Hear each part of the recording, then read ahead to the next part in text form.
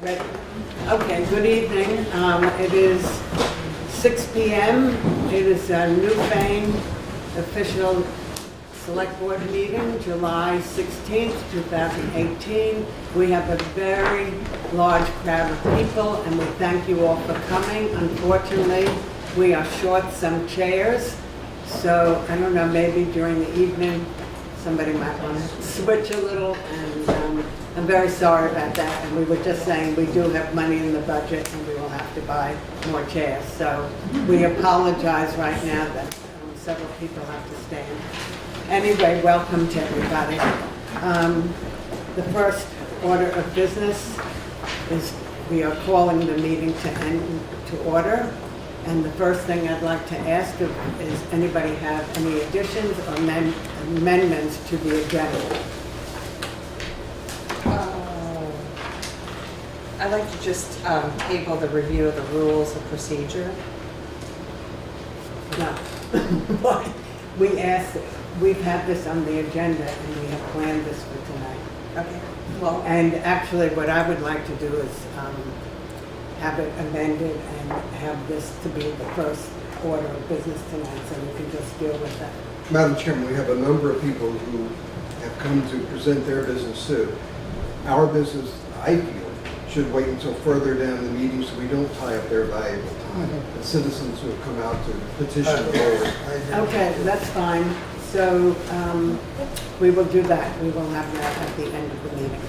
Is there anybody else who has amendment or additions? Okay. So the next order of business is the minutes, July 2nd, 2018. Everybody's read it. Does anybody want to make a motion to accept, please? Second. Okay. Is there any discussion on that motion? Any discussion about the minutes? Okay. No discussion. All those in favor of accepting, please say aye. Aye. aye. All those opposed, say nay. Okay, the minutes have passed. The next order of business is road business and road foreman's and road commissioner's report. And Jay Wilson is here. If you want to stand, come up a little bit, Jay, please.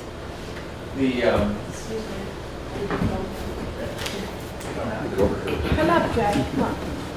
The Brookside signs have been put up, and Lafayette has finished the road signs from the Dover line to just into South Newfane Village by Jeunesse Drive. That was a grant from years ago, I think 5 years ago, that just got done. Lafayette should hopefully be back in town the next month or so to finish some guardrail work. After having burglar alarms at the town garage 2 weekends in a row, I had the alarm company come and service it, and they found a faulty sensor and replaced and cleaned. They replaced the batteries and cleaned all the detectors and so forth. There was a meeting at Kinney Pond, and at this point it seems like everyone was on the same page for the repair of the dam. If all goes well, that might be repaired this summer if the permit gets done. The radar sign has been moved to the entrance to Newfane Village on the South Wardsboro Road, and after a couple of weeks up there we'll have some speed data that we can bring to you. The elevator was serviced at the Williamsville Hall, and the only thing we're lacking is keys to the safety part of the elevator, which I'm going to try to get. There's supposed to be keys there so that if someone gets stuck in it, we can access it and get them out. So, and we need to make a decision on the excavator. We haven't done anything with that. We have a lot of work we had planned for it this summer, so that's it. Thank you very much. Sure. Is there a motion to accept the road foreman's report? Motion to accept.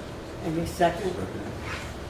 Is there a discussion about the road foreman's report? Yes. On the Kinney Pond, did we end up doing what was recommended last year, or did we get a negotiated piece with the state on the pond?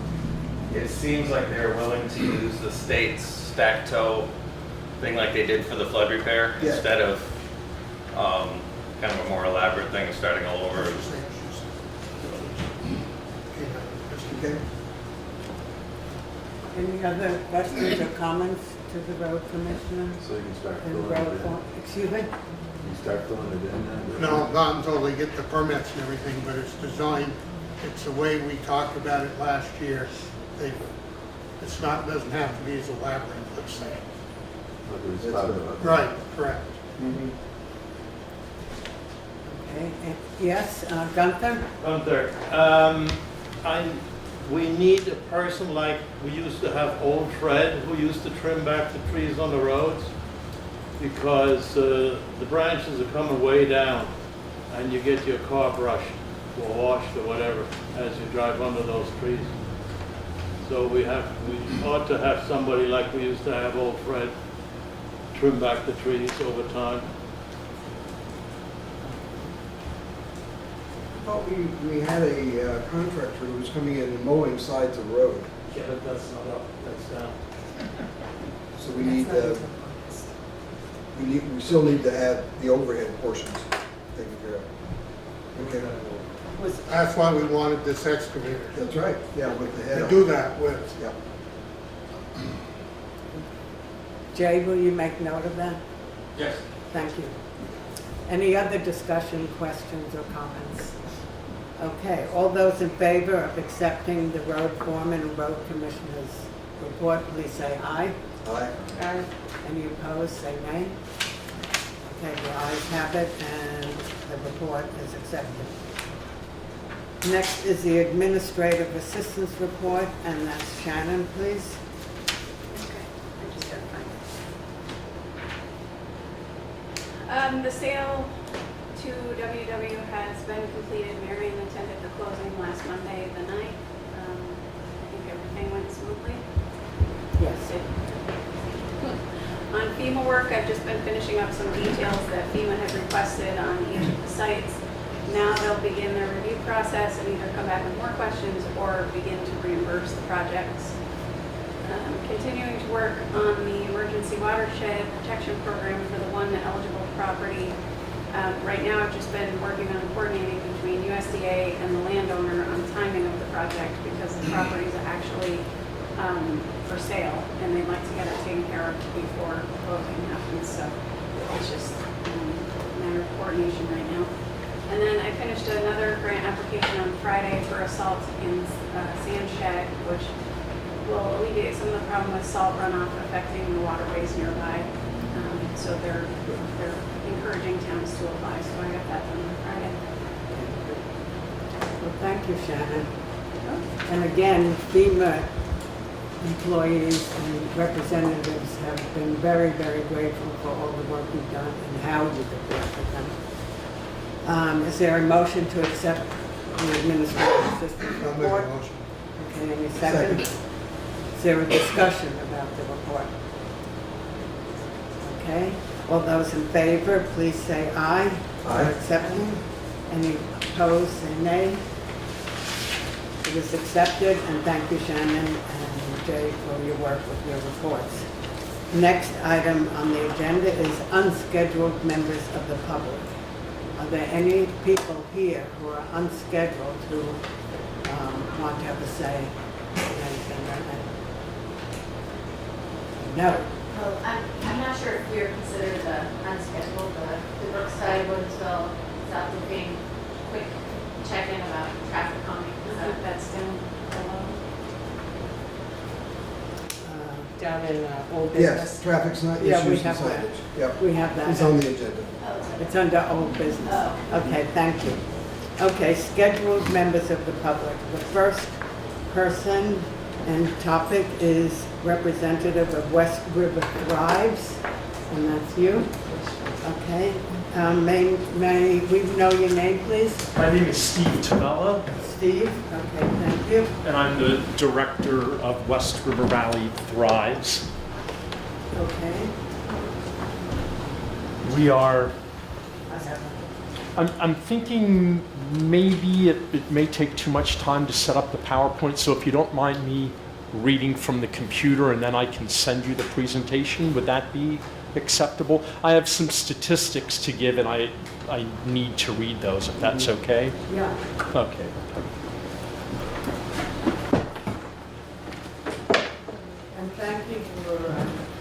send you the reports in early. You're welcome. I brought additional copies, and Lynn and I have not met yet, but we have spoken via email about getting on the Planning Commission's meeting, and I'm going to make this quick with the hope that I can have a longer presentation with the Planning Commission at some point. And did the Planning Commission also get a copy of the primer? There you go. I'll give that to you. If I can just have one to read, and then I think there are at least 4 or 5 there. So,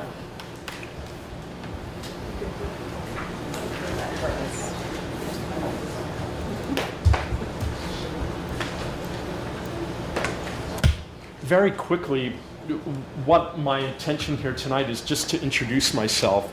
West River Valley Thrives is a substance misuse, abuse, prevention, and education organization based in Townsend, but we serve currently the Windham Central Supervisory Union. So we serve the 7 towns and associated villages of Windham Central Supervisory. We've been around actually since 2012. I am the 4th director since 2012, and what I'm trying to do is get out and introduce myself to the towns as well as the organization and the work that we do, and how we might be able to provide services in the event that you're interested to you in terms of education, prevention work, or any work that you might be doing currently on your town plan as well, which may or may not be well timed at this point. Our work primarily is with youth. So we have a program where we work with the 5th and 6th grades of all the elementary schools in the Windham Central Supervisory. We have a student assistance professional that does the educational work on substance use prevention and education. And then we have a coordinator who carries out our programming. We do an array of programs that would include things like the facilitation of a coalition in the community. Shelley would know of this, having come to some of our meetings. And that coalition is built around 12 sectors in education, healthcare, law enforcement. We're developing a closer relationship with Mike Roy at the Windham County Sheriff's Office. We distribute informational materials. We do a lot of work in the schools. We do survey work, and that in particular, I would be very interested in emailing you and giving you some of the statistical information that comes out of the Youth Risk Behavior Survey, which is done every 2 years nationally, and it surveys 9th through 12th graders throughout the country, and then that information is dug down into the high school level. And I have some statistics that are quite eye-opening, really. And I'm sorry I can't project this right now. I have, for example, we do surveying on past 30-day use of alcohol, marijuana, prescription drugs, and opioids. And recent data indicates that in the US, currently 9th through 12th graders, 32.8% of 9th through 12th graders have consumed 1 or more alcoholic beverages. In Vermont, that rate is 33%. In Windham County, that rate is 34.25%. And at Leland and Gray, that rate is 35.76%. So it's higher in our area. Past 30-day use of marijuana, 21.7% of youth we're talking about now, 9th through 12th graders. So these would be individuals that do not fall under our new marijuana law. 21.7% report smoking marijuana in the last 30 days, 23.5% in Vermont, 27% in Windham County, and 24.5% in our area. So lower in our area, but Windham County is high. We're one of the highest use areas in Vermont. I think one thing that I want to point out, which we have been maybe accused is too hard of a word, but labeled as by certain individuals, is as a prohibition organization. We are not a prohibition organization, and in no way, I think I've highlighted in our prevention primer I think what's really an important sentence, our intention is not to restrict municipalities in fostering economic opportunities through establishments that produce, serve, distribute, or sell related to such products as substances. So we certainly understand that many of us consume alcohol, and now we can consume marijuana legally, but our main focus is on education and on responsible use. And part of that is in policy work. And though we don't specifically support ordinance work, we do support if in fact you would like to put ordinances into your town plan. And this prevention primer goes through that, I think, really clearly and gives an example of how towns in the area have used some really nice verbiage that's softer about supporting health in the communities. We certainly can provide that sort of technical support to you. I'll leave it at that. It's quick, a little bit less than what I wanted to present, but thank you very much. Please feel free to contact me, to reach out, and I'll send you a copy of this presentation and some of the statistics as well. And then hopefully, Lynn, we can meet and have a more detailed discussion. When we finally get a date that works. Okay, good. Thank you very much. Thank you for your presentation. Thank you for bringing these to the select board earlier. And I really appreciate the fact that I understand you have a lot more to share, but that we have a busy evening. Of course. And we will be in touch, and it'll be great for you and Lynn to work together with the Planning Commission. Thanks very much to the select board for giving me the time. Okay. So the next item on the agenda under scheduled members of the public is a discussion about the Historical Society of Windham County and the new projects that might be starting or have already started, and that is Richard Merritt. Welcome, Richard. Good evening. How are you? Having sat where you are, That's right. Note with admiration you're 5 minutes ahead of schedule, which I never accomplished in that. That won't last. It won't. I'll try to keep you as close as I can. I'm Dick Merrick, Vice President currently of the Windham County Historical Society, and I stepped down in September as President of the Vermont State Historical Society. So right now my hobby is history. I heard through the grapevine, I think perhaps from you, Madam Chair, that Ed Druk had handed over some materials to the board about the old common, and I was very interested in that. I always have been. One of the things I've been interested in trying to do is track down the informational sign that used to be on the common and that disappeared about 3 or 4 years ago, and I have tracked that down. And it is currently in my garage.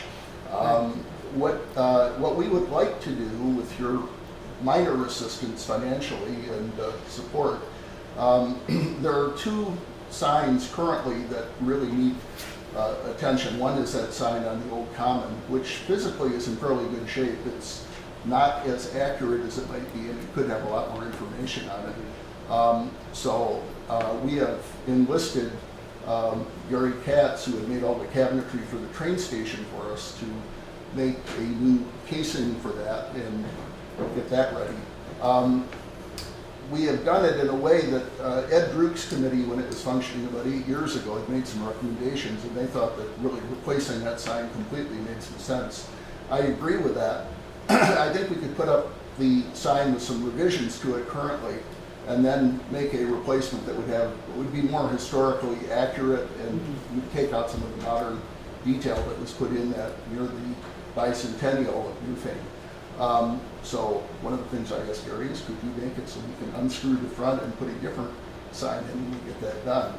I'm personally planning on going up and measuring everything on the old common. Yes? Chris? You say Newfane. That was Fane. It was not Newfane. Actually, It was Fane. it is very interesting because what I have been digging into is the fact that we are both right. Both terms were in use simultaneously in 1771. There's a letter from the sheriff of Windham County to the constable, who he sends to Fane. The constable writes back as Newfane. So both terms were used. I had always had exactly the same impression that it was Fane and then it changed. Apparently they both got used sort of interchangeably.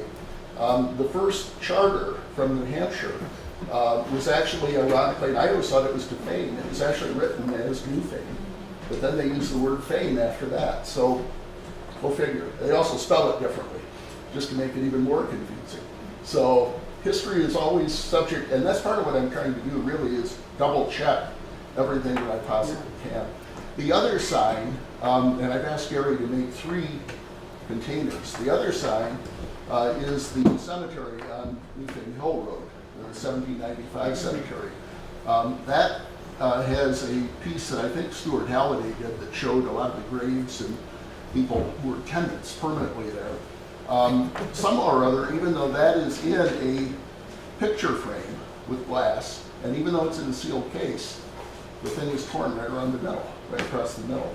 So I've asked, again in the spirit of enlisting as many people as possible, I've asked Barb Barber if she'd be willing to do the calligraphy to replace that over the winter. Great.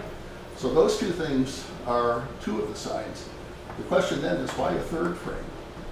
Part of what I've discovered in digging around is something I was totally unaware of, and that is that you have an additional town cemetery that has been totally unlisted, including in the Old Cemetery Association book. There was a burying ground at the Old Common from 1773 to 1795. I see a nodding head. That is totally overgrown, but my hope is, and it certainly isn't something I'd ask about tonight, but at some point that we might be able to clean that area out and identify exactly where it is and put signage up for that. I can identify 12 people with certainty who were buried there, some of the earliest people in Newfane. And I also have a list. We have a ledger from the Congregational Church, which started in 1774, and it lists a large number of people who I suspect very strongly are in there, but we can't say for sure. So there's some information to be put up there.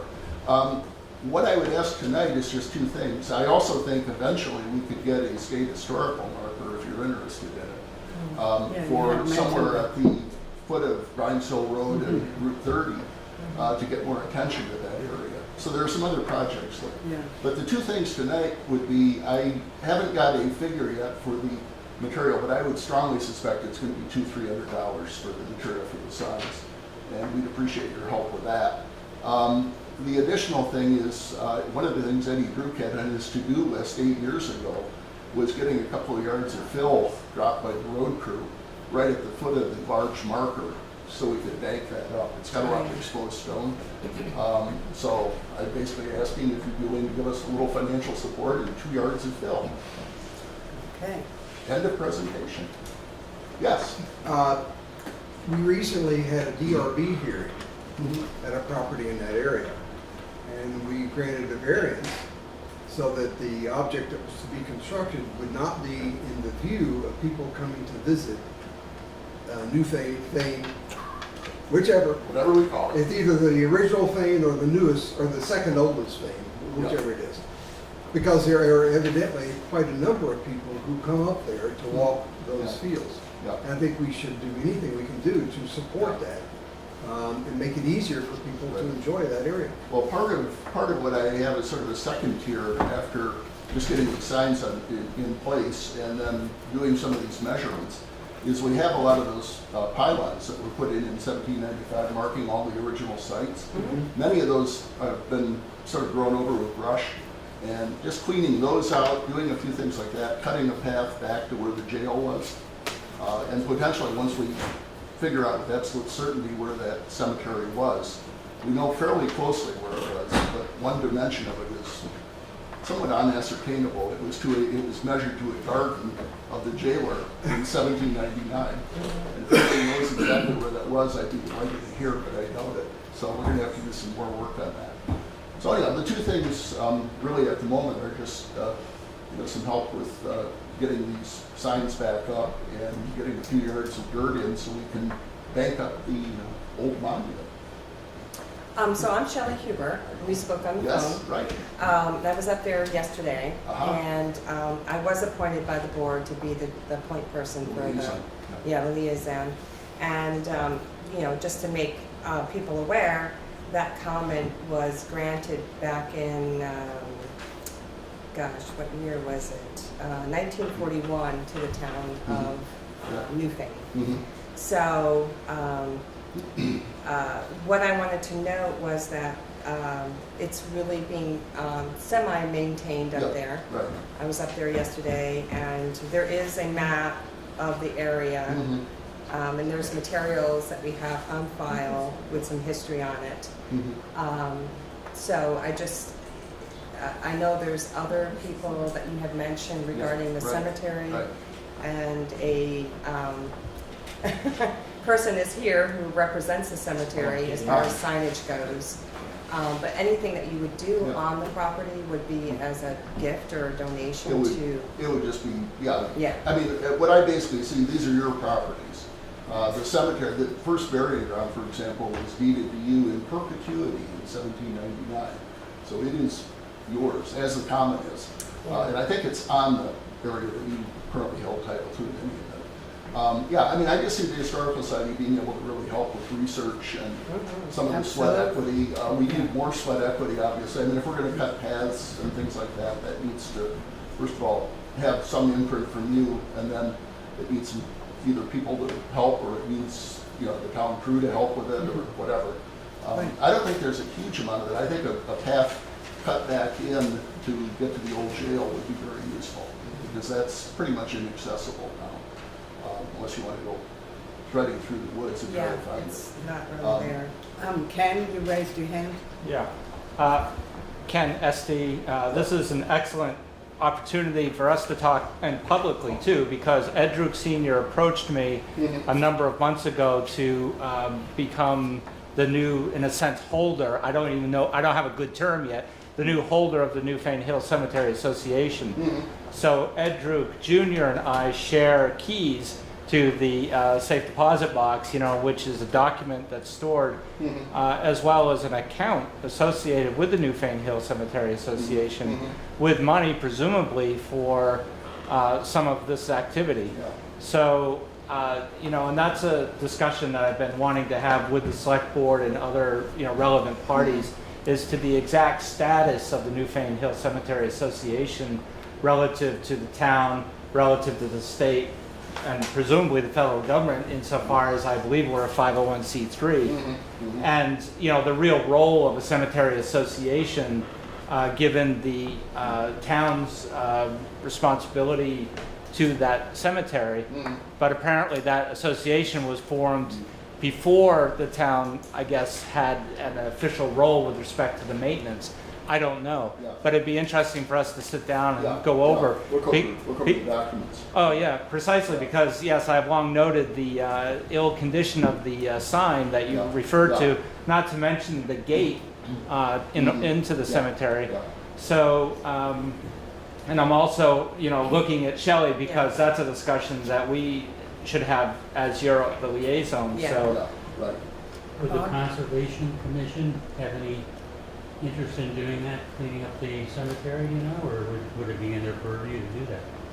Are you talking about like a governmental? No, our town Conservation Commission, you know, that takes care of our forests and.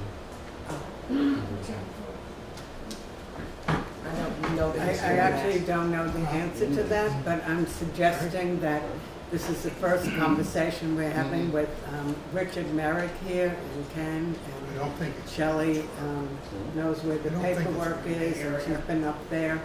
And my suggestion would be that there would be a group of people to get together at, you know, a date in the close future to start discussing this, and then I guess that would be the time, Bob, for you to find out about that or ask. I would like to just ask Shannon, because I'm not clear about, with the request for $200 to $300, is that something we have in the budget now, like extra money that we can save, that we can assign to this? Find it. It's the beginning of the fiscal year, so nothing's really been spent. Okay. yet. I would make a request that you actually provide a budget. Sure. Of costs. Yeah. Currently, they have my charge account at WW, so that's my that number again? Gary is working up a number for it. I think it'll be. By the way, that's, excuse me, I'm sorry. that's Gary That's Katz. Gary Katz. Who Richard has referred to. Most of you know Gary, but Gary does the most incredible woodworking projects, and Sure. he's very talented, and so it'll be great that Gary's involved with this. So we'll be in touch then. Okay, good job. Yes. Yeah, and we'll get you a number as soon as I can. If we can get the filter, that would be lovely, because I can The get a folders, I can get are a in shovel and start spreading it. filter. Filter. Filter. Filler, dirt. yeah, well, I would But- ask if that's That would be a. Chris and Jay. It'll be done. Yeah, be about 2 It will yards. be done. 2 It will yards be should done. Chris just said it. It will be done. done. Great. And when Chris speaks, it will be Jay done. just told me, sorry. I'll get my shovel It ready. shall be done. Okay, thanks. Okay, Take care. thank you so much for coming, Sure. Richard, and, okay. Madam Chair, the only thing I think we want to encourage is in developing this, for example, especially the cemetery land, that we set it up in such a way that as people go through it, they respect the cemetery sites, Yeah. so that those people are not trod upon. We respect that ground. The Oh, current, the No, you're current, absolutely right, and I'm sure that will be number one. the We'll make current, sure that the that area is. the oldest cemetery, the 1773 one, is currently completely wooded. So I think the first task is to figure out what the exact dimensions were. And then a couple of, I think when Ed Druk was doing this, they did some selective logging on parts of the old Yes. common. That more than paid for itself.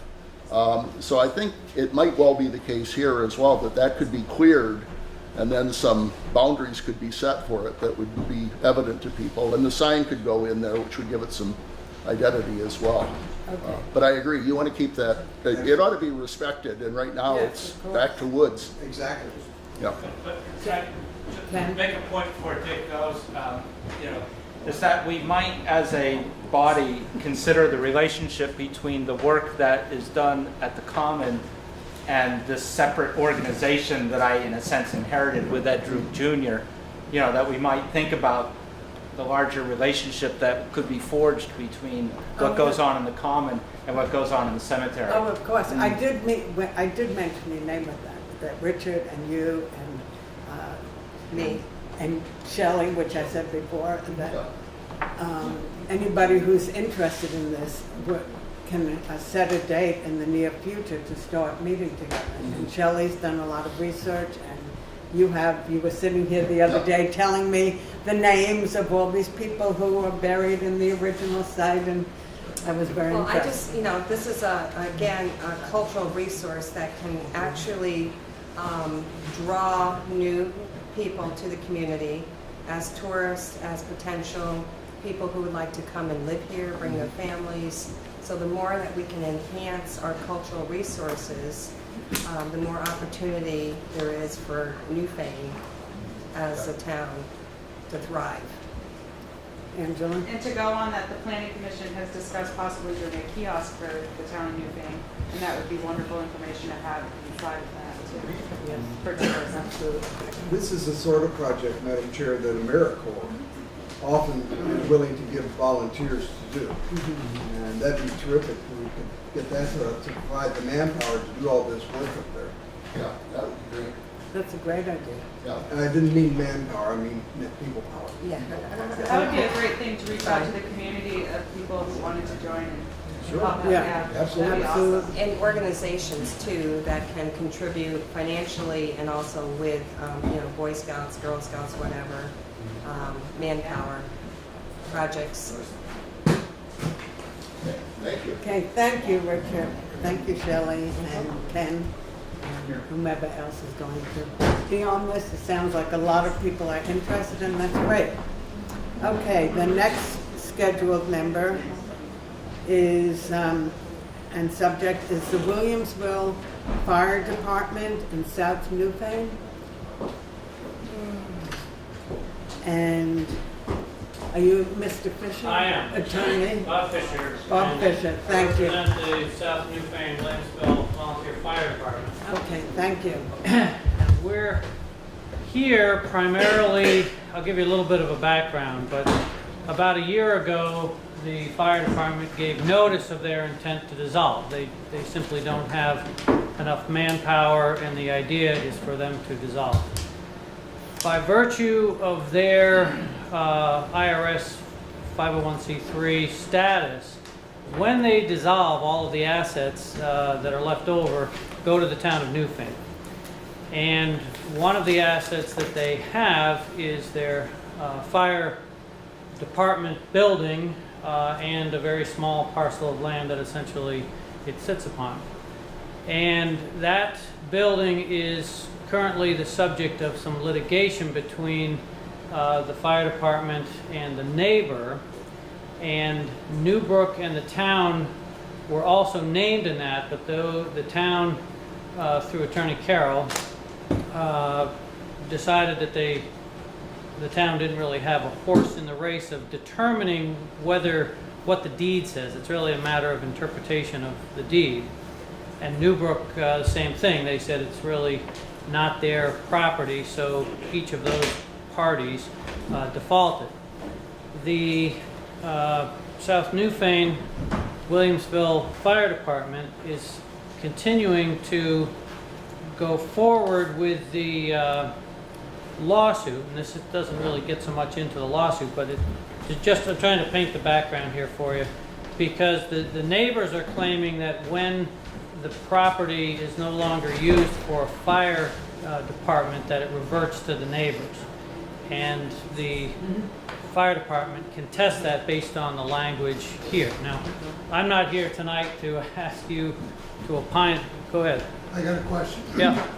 When the Genesis gave that property to the Southern Fane Williamsville Fire Department, I think that was written, don't quote me on this, that building could only be used for a fire station. Well, it actually states the land hereby conveyed is to be used by the grantee for the erection thereon of a building suitable for the housing and care of their firefighting equipment and other purposes calculated to promote the welfare and efficiency of the grantee, which is the fire department. Okay? So it doesn't, insofar as the deed language, say for so long as it's used. It doesn't contain words of reverter back to the prior owners or their heirs. But that's really a matter for the court to decide. The reason that the fire department wanted to discuss this with the board is that the town currently has the property assessed at $74,300, and if there is going to be a sale of that by the fire department, it may bring that much, may bring less than that much. In all truth, and correct me if I'm wrong, gentlemen, but the building needs some work, etc. But the fire department wanted to get a sense of, if they go forward, prosecute or defend the lawsuit, and then sell it, then they dissolve, the money comes to the town, or if they dissolve, the building comes to the town. And the idea is to get a sense from the board of the select board as to what purposes the town would put that money.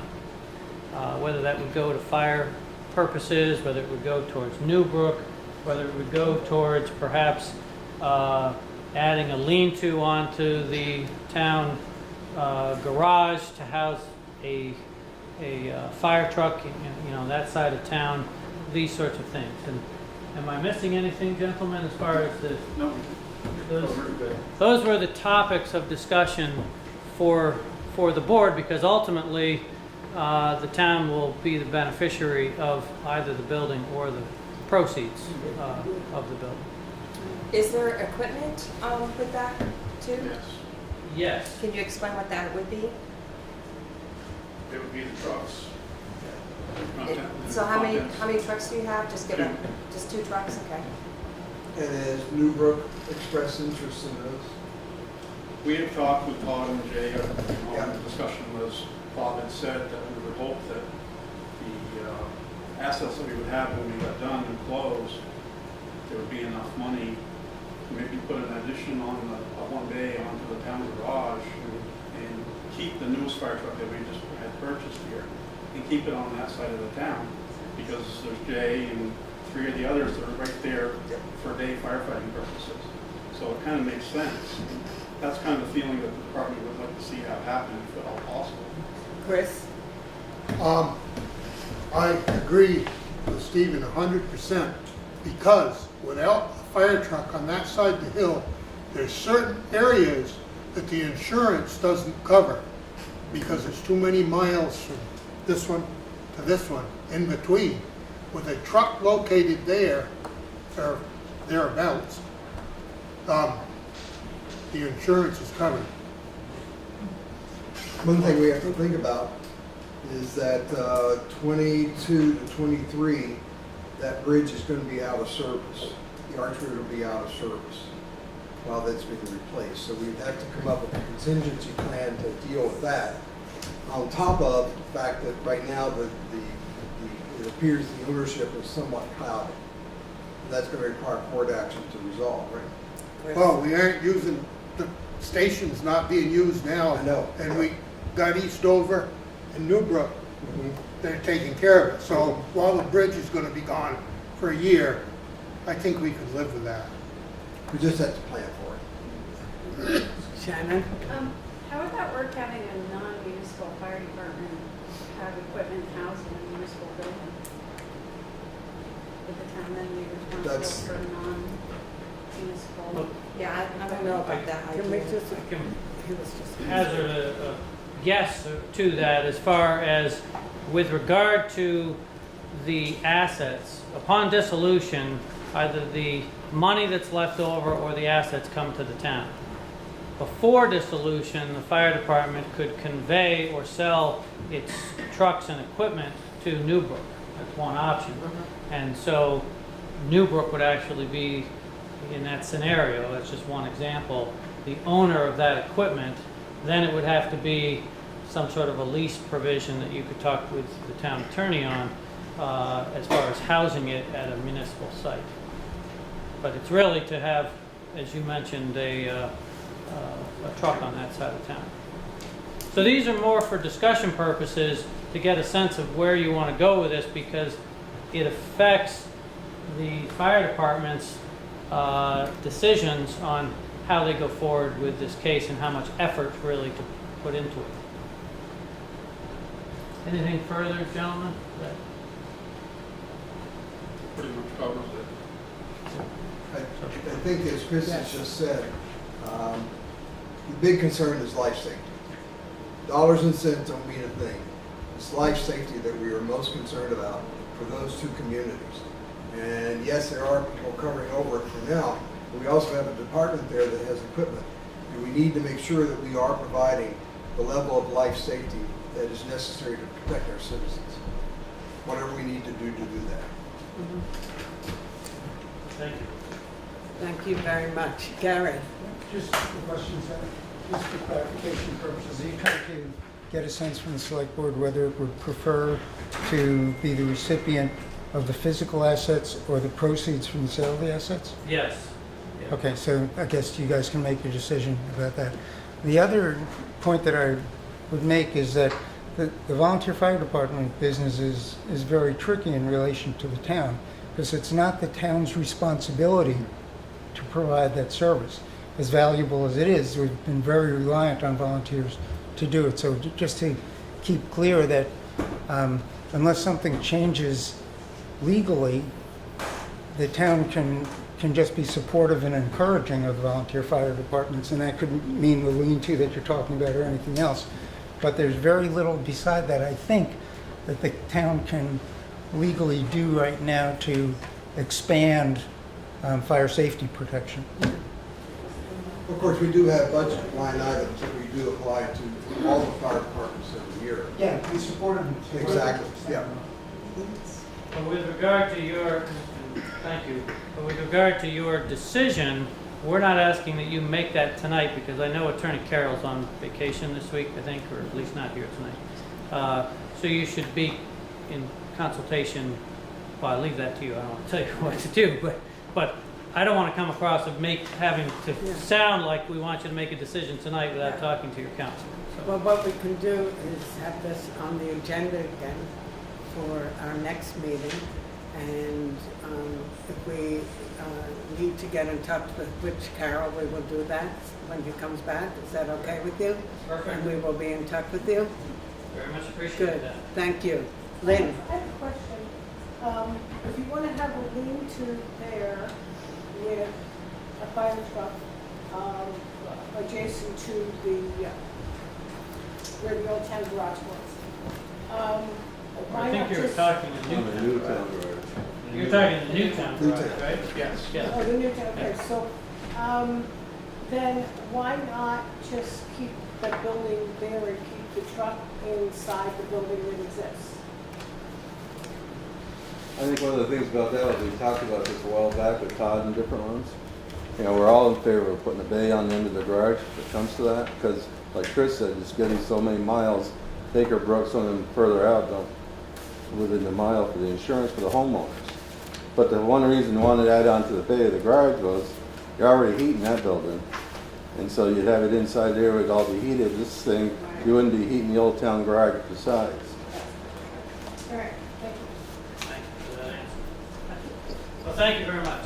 Thank you very much for coming and being patient. We've had a lot of issues tonight, and I thank all the gentlemen in the back for being here, and we will get back to you.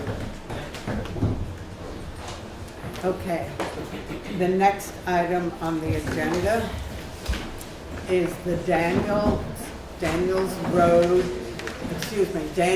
Hill Road Association Initiative. And Peter Novak.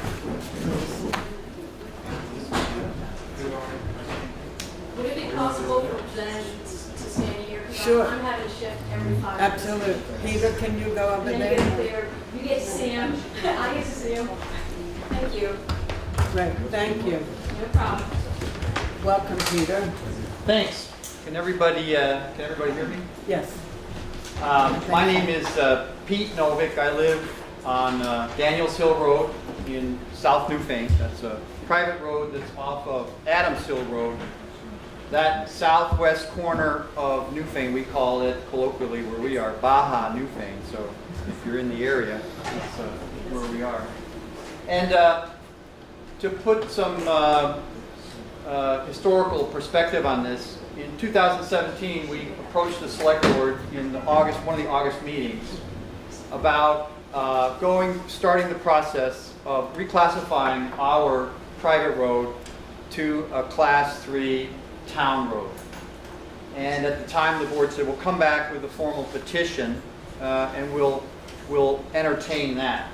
So in September, we came back here, I think Carol Hatcher was the chair at the time, and we petitioned the board to take the road as a town road, or reclassify it as a town road, which is a legal process that's spelled out in Title 19. And I'll get into the minutiae here in a little while. And we asked the board at the time, would they take the issue on their own motion, which is provided for in the statute.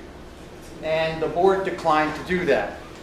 So, and said to us, bring back the petitions of at least 5% of the voters or landowners in the town, and then you can make your petition.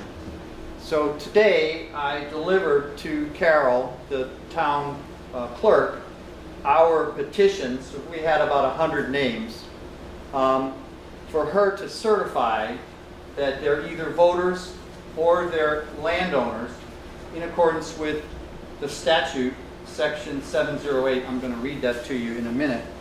So in furtherance of that, earlier this month, we sent a letter to the select board, and I think Shannon delivered that to each member of the select board. First question would be, did you have a chance to read it? Yes. And I'm going to just read the first paragraph, which contains the purpose of what we're trying to do. The Daniels Hill Road Association property owners, hereinafter the petitioners, hereby apply by petition to the town of Newfane to reclassify Daniels Hill Road, a private road in the town of Newfane, as a Class 3 town road by dedication and acceptance. That's a legal term, and I'll explain more about that later.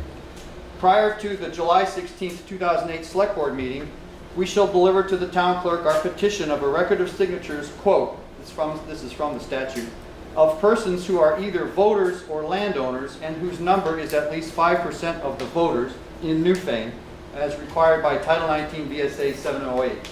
So we did that, and I don't know the exact number that passed muster. We might have had a couple of duplicates, but we now are in the statutory process, which means that we want to walk you through and answer questions as best I can. I'm not a lawyer.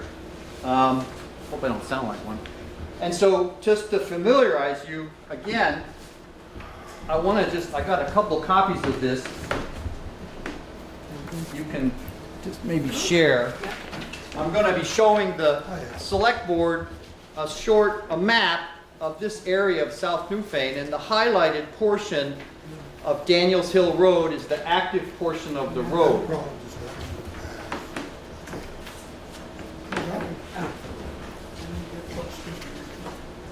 This is about half a mile of improved dirt road that we've been maintaining for about 45 years. And it's half of Daniels Hill Road, which takes some explanation. Yeah. Daniels Hill Road was laid out by the Haynes brothers in a development of 10 to 12 acre lots, a total of 7 of them, back in the early 1970s. And they obtained an Act 250 permit and then eventually sold off all of the lots. Interestingly, the lots come with a deeded requirement to take care of the road, and then a covenants and restrictions that are quite detailed and lengthy, which promotes, I think, good husbanding of the area. You can't have farm animals, you can't have extra trailers, no cars on blocks, good things like that. So it's helped us maintain a particular quality to the area. What we're asking the town to do now is to move on to the next steps. Now that we've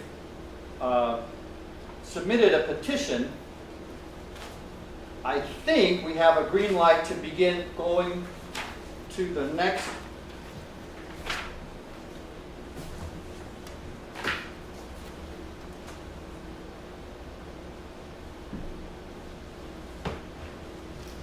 section.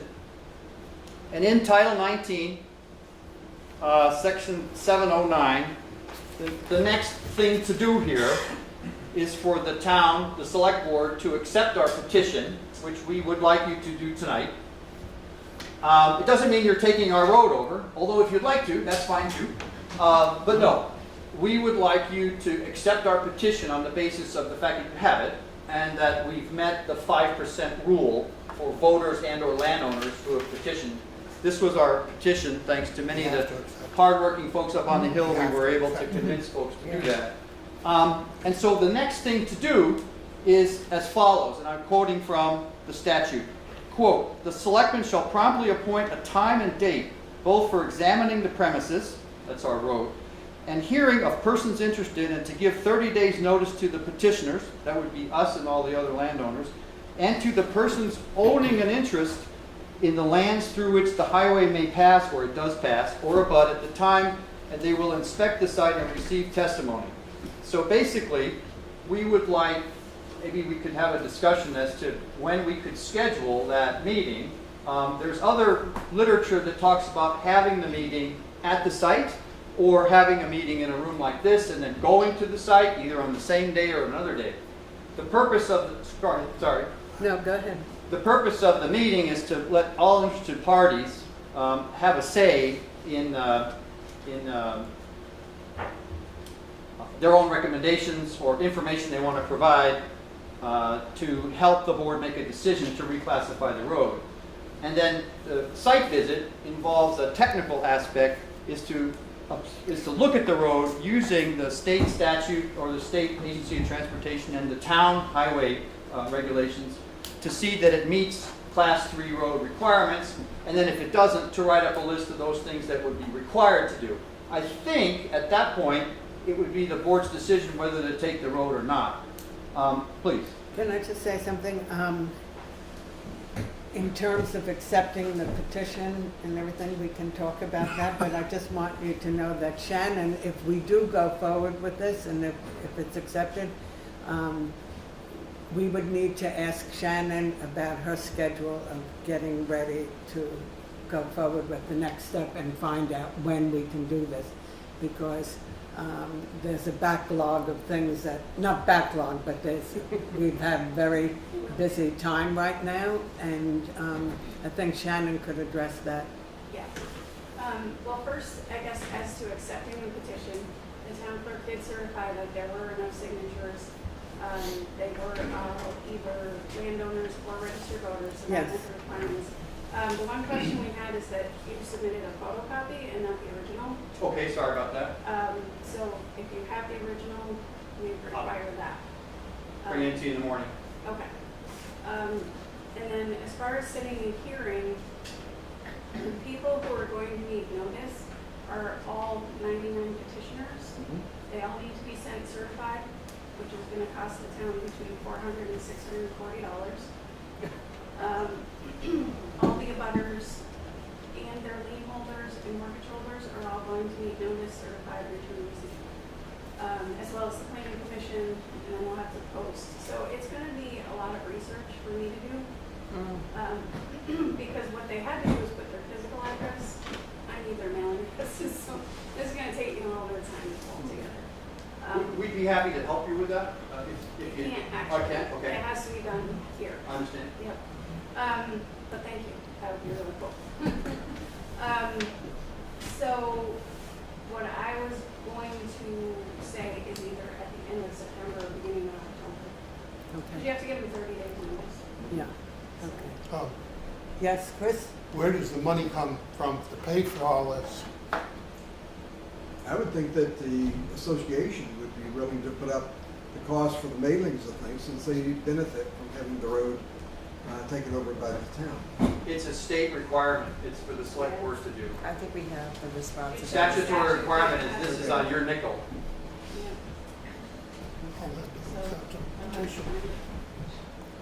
Yes, Gary? It's more a question than anything else, but basically what the association is asking the select board to do is transfer the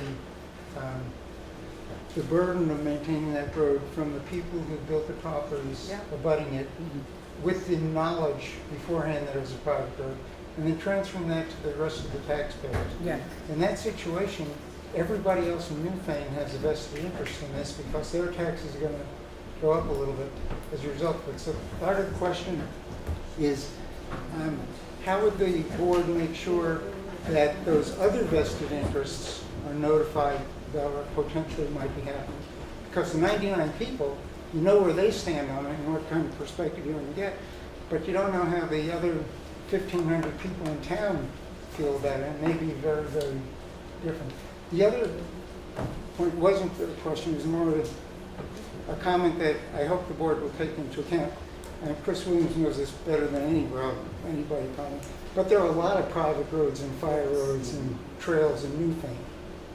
And once the board starts to accept one of them to take over as a town responsibility, the Clydesfield Road, it opens a potential floodgate for a lot of parts of the community that are just as meriting as the Daniel Hill folks are, to say, well, if you can do it for them, why aren't you doing it for our road?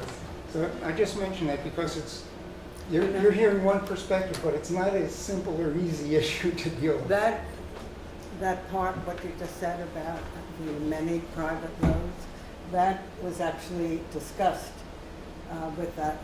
on the select board last fall, correct?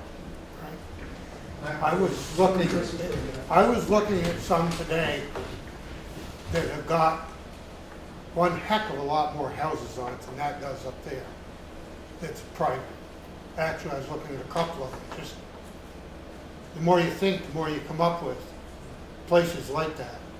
Just a question, once you set the precedent, it's really Right, you're right. Before we go any further, I think, go ahead, please. I just wanted to, getting back to Gary, because these are all very good remarks. The 30-day, I believe, hearing is designed to let all abutters, but also taxpayers, participate in the discussion. So there is a general open hearing. Right. And I was gonna stress that. That's an excellent point, Gary. The problem is the problem that always occurs. The people are torn between different priorities with what they're going to do with their time. And we're frankly dependent upon you five to represent us. So I think there's an added burden for the select board to represent the folks who can't or even choose not to come out to the meeting within the context of knowing that if you approve this one, there are a lot of other ones that maybe should have been approved or will come in for recommendations. Yes, yeah. We got your point. I'd like to continue.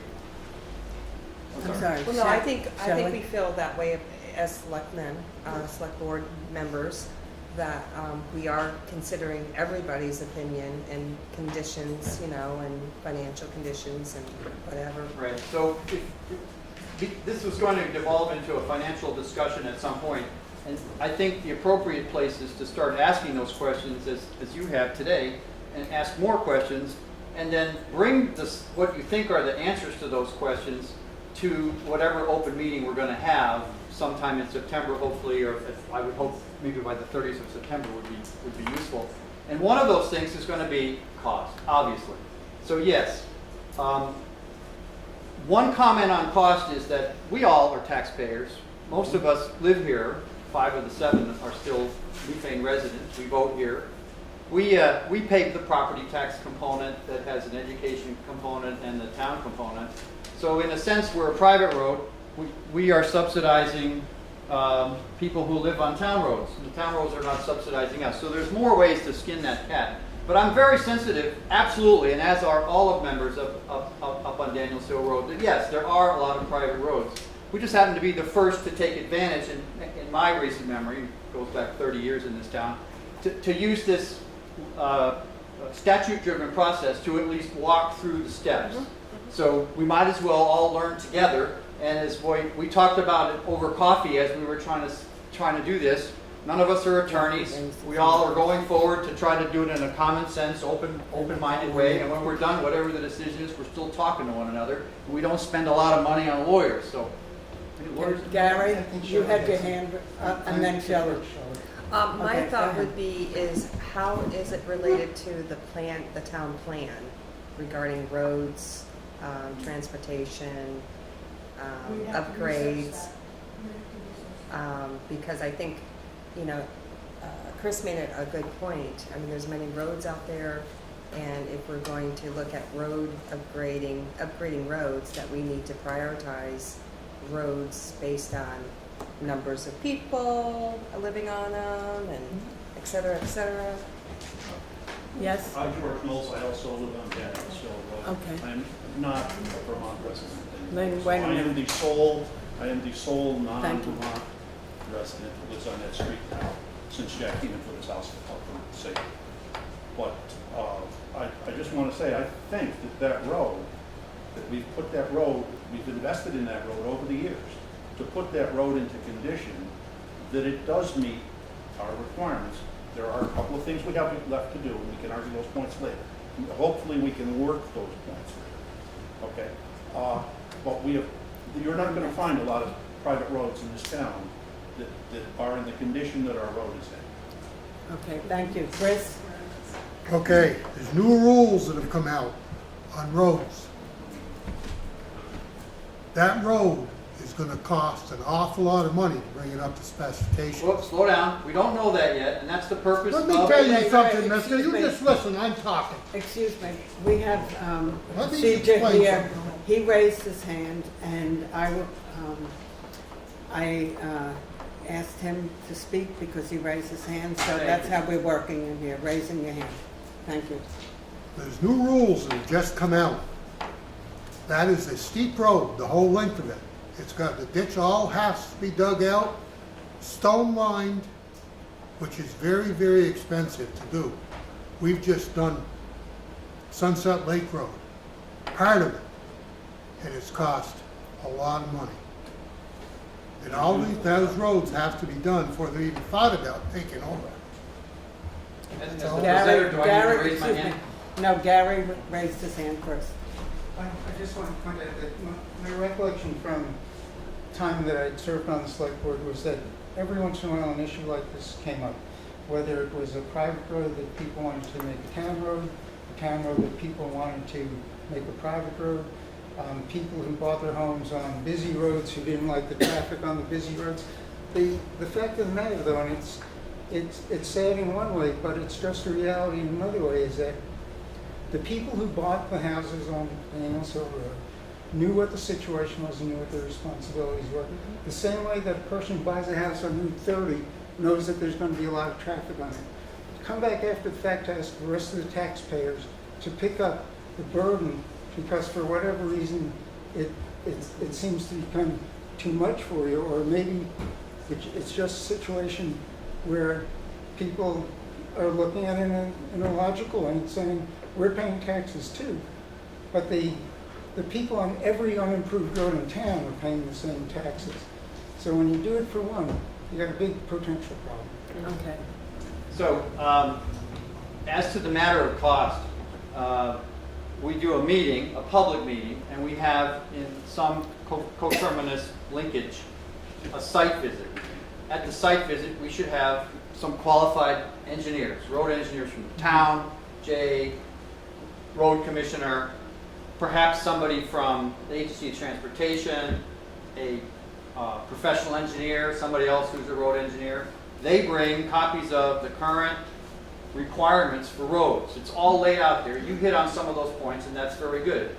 Nobody in this room should have any doubt if that list of things to do and the cost of those things to do, we bear that expense. The town does not. Don't ever think that we think that the town will take this road and encumber the town with hundreds of thousands or tens of thousands or even $30 worth of improvements.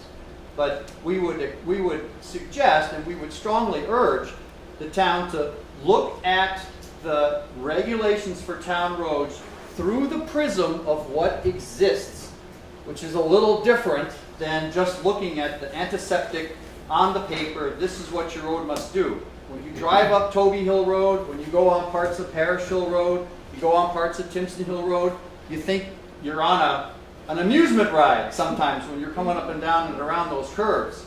So it's important that we keep it in perspective. If you're going to take our road and say we're going to apply the letter of the law perfectly, then walk down to the next road, Toby Hill Road, which has large sections which are below grade because they've been plowing it so often. It's 4 feet below the grade, and it's less than a lane wide sometimes. So again, I would say keep that in mind. Now, as for cost for maintenance, repair, sanding, and plowing, here in the Newfane town budget for the highway department are 73 line items. That's how you break your budget down. So if you're going to come to the open meeting and say, you're going to break the bank, the sky is falling, we're never going to be able to do this, our taxes are going up, I'll have to sell my home. You've got to be able to substantiate that with regard to the 73 line items in this book. So yes, there's an accretion to cost. There's no question there's more cost when you add town miles. We have 69 miles of Class 2 and Class 3 roads in the town of Newfane. This adds a half a mile. The town budget for the roads in the last fiscal year spent, I believe, was a little around $700,000. So you can do the math real quick. 700,000 in the numerator, 69 miles in the denominator, gives you a rough order of magnitude. But not all roads are created equal, and Matacam surface roads typically cost a lot more to maintain than a hard surface dirt road. Anyway. Shelley? So I just wanted to bring up again what Chris had mentioned, that we do have requirements to be ditching and repairing our roadways, correct, Chris? This is new, this is new stuff that's just come up this year. Right. Correct. And we're going to be going through the roads and identifying we have a lot of the roads worst to do. roads to the okay roads, and it's going to require over a period of time additional work and money to do this requirement that is mandated by the state of Vermont. So that's going to be a priority for the town to handle. So just to say, I mean, again, you know, we have other priorities, and I just want to make that a point. Thank you. Point of Gary? order, Madam Chairman, I believe that our responsibility tonight for these Yeah. folks who've done a lot of work is just to accept their petition Right, and then schedule the date for Yes. next meeting. Right. That will then evolve into this much Yes. larger discussion. Right. absolutely. So I'd like to Okay. make a motion that we move forward to accept the Shannon? petition. September 24th or October 1st, Okay. are the two dates So that we have. would you please repeat your motion now? I'm not sure I can. The motion is Sure to you accept the can. petition from the applicants Okay, is there a And set a second? hearing Second date. it. Second. Mike, and to also set a hearing date for one of those two dates. okay, either September 24th or October 1st. And do we vote on that right now? Would you like, okay. So, September, what are the days? September, Yes, they're both Mike? Make a motion September 24th. Okay, Okay? Second it. I'll accept that, Okay. my motion. okay. All those in favor? There's a second. That's for a site visit, right? Oh, It's the site no, visit this and is, the hearing. Site visit. any It discussion? would be both? It would be both. Any discussion on the, I just want to make sure I know what I No, was we have to, bringing a we have motion to up. vote on, no, we have the Accepted. motion. you gotta vote on that first, on the conception. Could I I, thought it was one motion. Yeah, Oh, it's all in it was one ju- motion. It's just one motion, Okay, yeah, yeah. so, could I just say, okay. All those in favor? Well, you're in the discussion. We're in discussion. Yeah. So, yes. So, looking through what this might look like in a site visit to the location and a meeting, it would be my suggestion that we have the site visit first. That could take as much as 2 hours, particularly if an engineering team has to come with a set of transits or whatever and decide what the slope of our hill is, because that'll be a big factor in your decision. And so, in addition to anything else, I would suspect that walking half a mile with a checklist and writing down the issues and the problems would take even a seasoned team of people at least an hour to do. And factoring a weather, if it's going to be pouring down rain or whatnot, we have to sort of accommodate for that. Then we would come back to some other venue, such as this, for the sit-down portion where we could hammer out and hash out the rest of this. Or the site visit may entail so many things that have to be written down, it might not be a good idea to have the two coterminous like that. In other words, do the site visit on the 24th and then have a separate meeting, say on the 25th or 26th, once the data from the site visit has been aggregated and to put into some kind of analysis. So just a thought. We have a motion on the floor. We have the motion. I apologize. So. Yeah, but we Learning. also had discussion though. Yeah. Discussion. Right, so that's what they're doing now, so. Okay, any other comments or Sounds like a discussion? lot. I think Gary also had one Gary? other comment. Just on the site visit, correct me if I'm wrong, my recollection is that in situations like this, the obligation of select board is to have the public hearing and to listen with open mind to everybody who's got something to contribute and to make the site visit.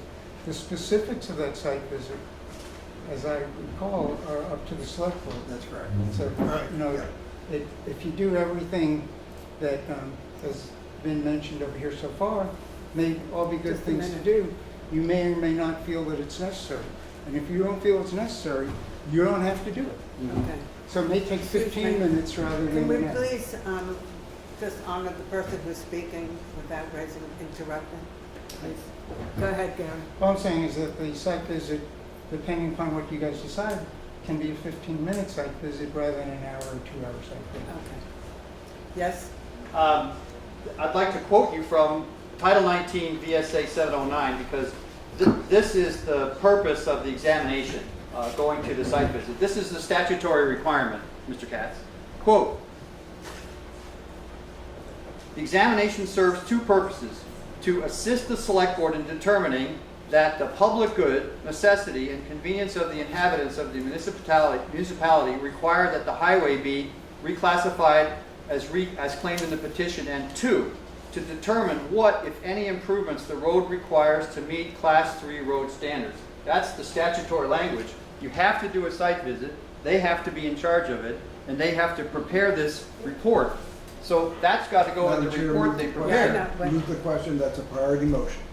You have to stop business and deal with moving the question.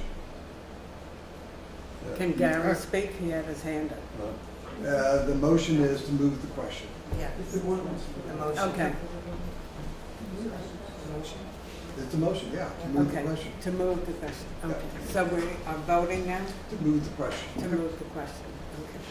Now, Can we'll you- end discussion and move the question. Okay, can you do that, please? Motion is to end discussion, move the question. All in favor say aye. Aye. Opposed the same.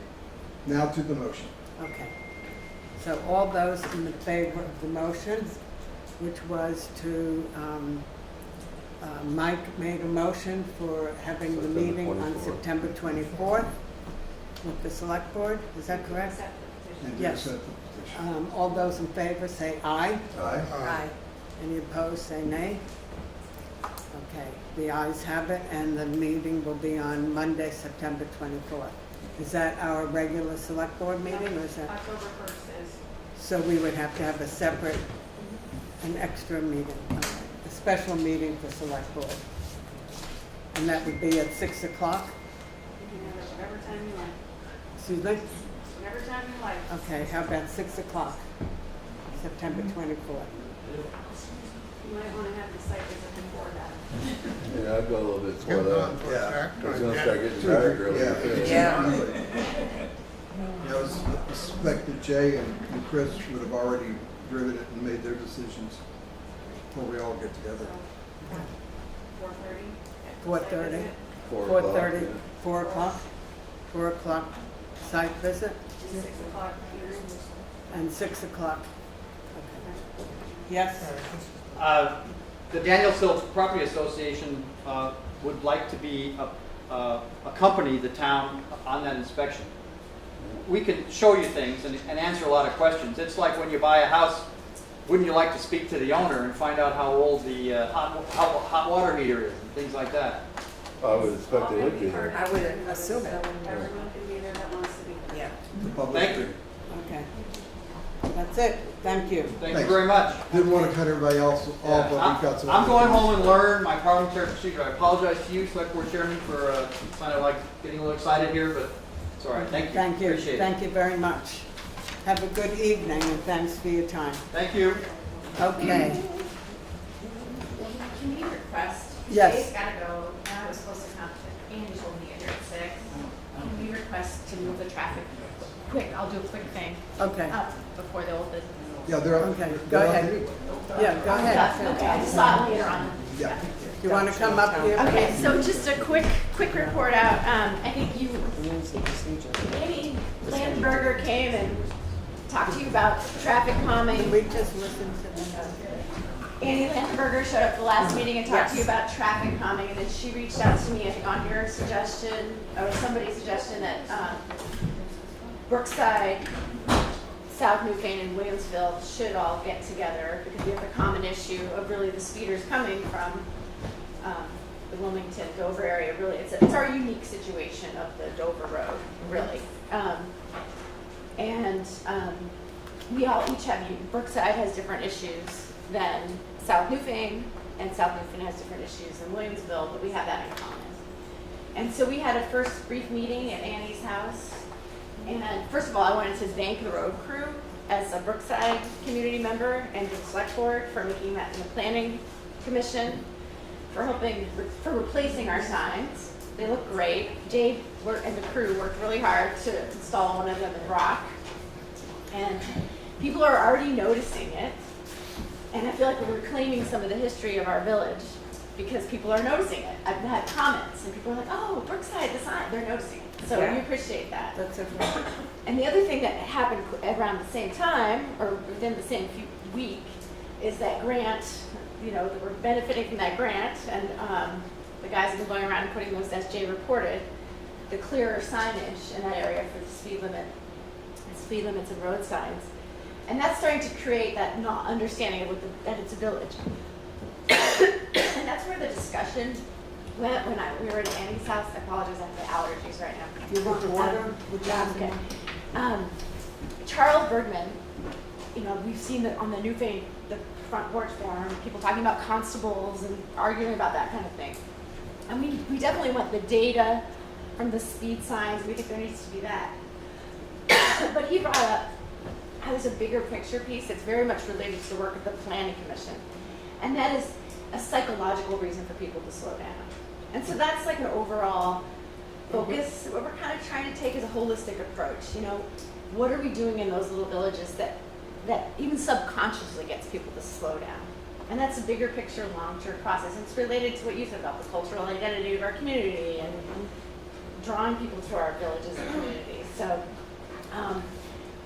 you know, each village would have a little bit of a different kind of need. You know, there was a conversation in Williamsville of what was there sidewalks a long time ago. Maybe should some of those be looked at, bringing one or two of them back. I think Charles Bergman has come to this group before, maybe talked about how far trees can be from the road, because there is some research on how that does make people slow down. But I know there's also road crew issues around that too, which could be a nightmare for maybe the road crew. But looking at those bigger picture things seems to be a part of the group.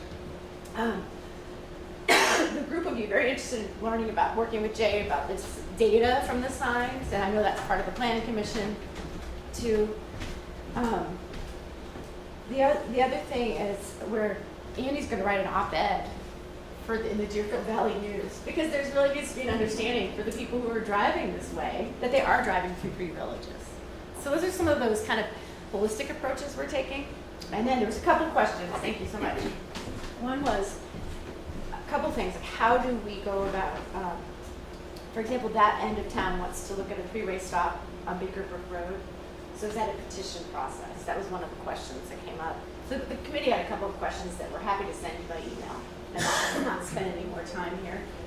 But I was asked to show up to just let you know that we are meeting, and we're excited about your support around this, and I'm excited as a Brookside member that, you know, people are recognizing that our end of town, you call it Baja Newfane, but we're feeling like we're part of the community again, and I think if all 3 of those villages work together, we can start to alleviate this. Thank you very much. And I had noticed when I was reading the town plan that you have included Brookside as the 4th village, which is great. And thank you for all the work you've done. Congratulations. I look forward to working with Charles and Manny. And I was really appreciative, those of you who know Charles, this idea of this holistic, looking at it from an architectural standpoint is what he was saying. That's great. Yes. So thank you. So I just wanted to make a point that also that a lot of discussions going on the front porch forum regarding traffic calming concerns, ideas, and there was a recent one about the constable, and someone, David, I can't pronounce his last name, Wida Sek, I don't know, I'm sorry, I'm killing his name, but he spent a lot of time in developing what the cost would be to have a paid constable who could write tickets, etc., which is exorbitant. But I would encourage people to look at those postings and stay in the discussion along with joining your committee group, neighborhood group. And if you make, do you know when you're having meetings or get-togethers, or? I think what I was told is they were picking a representative from each of the communities to get the process going and then like start sharing information. That's what I thought. That's why I was asked to be, you know. Okay. That was as far as. And then there was a conversation about trying to do a Villages Day like you did last fall, but working with you to do that because it makes sense. Okay. So the questions that this group comes up with, what's the best way? Send them to Shannon? Okay. Okay, thank you so much. I will say on the other end of that, we just the old way of having a railing were the big logs with the metal.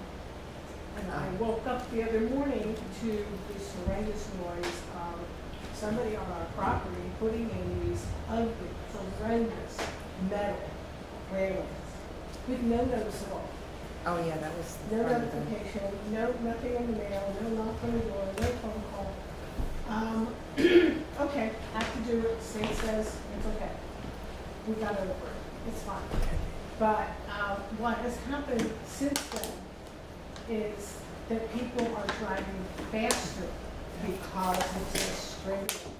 So it's exacerbated the traffic issue, even though if they're being stupid and they're gonna go off the road, they're not gonna fall down 10 feet down. They're gonna hit that.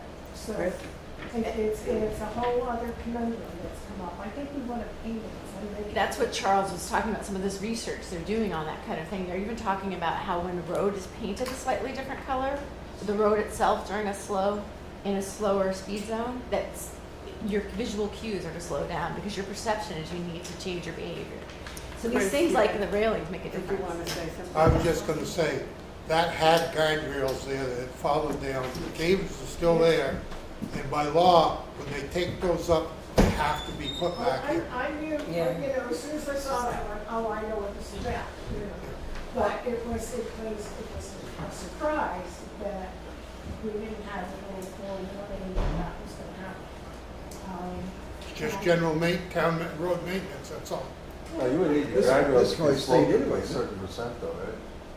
Yeah. As long as it's sloped to side, you don't need the guardrails. Right. At a But I certain think percent. that the rule is if the drop is 10 feet over the road, they have to. Like, as I said, if you get a certain percent grade, you don't. But like you said, them signs up here do make a difference, like coming from Dover now. And I had people from out of town actually ask about that, and what's that with the village? And I went to explain to them, that was quite a little thing at one time over here. But maybe even like a speed limit sign right on the village center sign, maybe it would catch your eye, because if that one's catching your eye, maybe with a sign here would help too. One of the questions was why it's 35 there, not 25, but we don't want to get into that because that's a list of questions we'll ask you about. But yeah, that would be to maybe continued discussion about placement of those signs. Well, further discussion is that I'm working with Jay and Chris on getting some signage that would be in, traffic calming signage. That's great.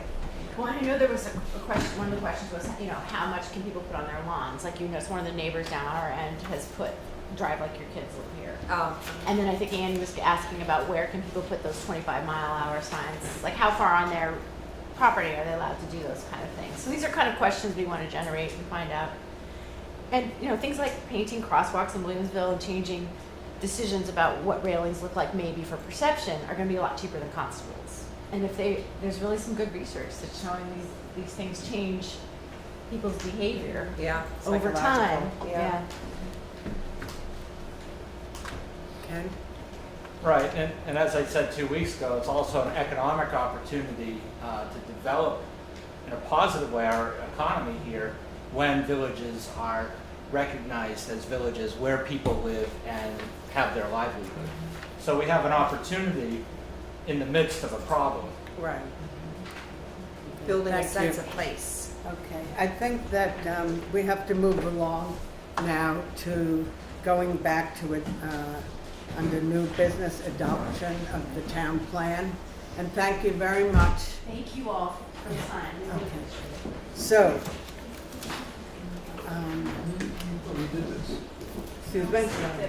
No, we did not. What's your question, Gary? I thought we already did that. No, we didn't adopt it yet. We have to adopt it, but did we skip the rules and procedure? We moved that. We moved that to the end. Oh, the very end, okay. Yeah. Sorry. So we're doing the adoption of the town plan now. Yes. Motion to adopt town plan? Okay, second. Any discussion about this? Gary? I just was standing here when Pete Van Loan left the public hearing, and he seemed concerned that there really wasn't an opportunity for members of the public to provide their comments on it. So perhaps the select board might want to at least consider a subsequent public hearing where the public is really invited to comment on it and they have the chance. I know things were rushed today, but I know Pete had things to say and he didn't have a chance to say.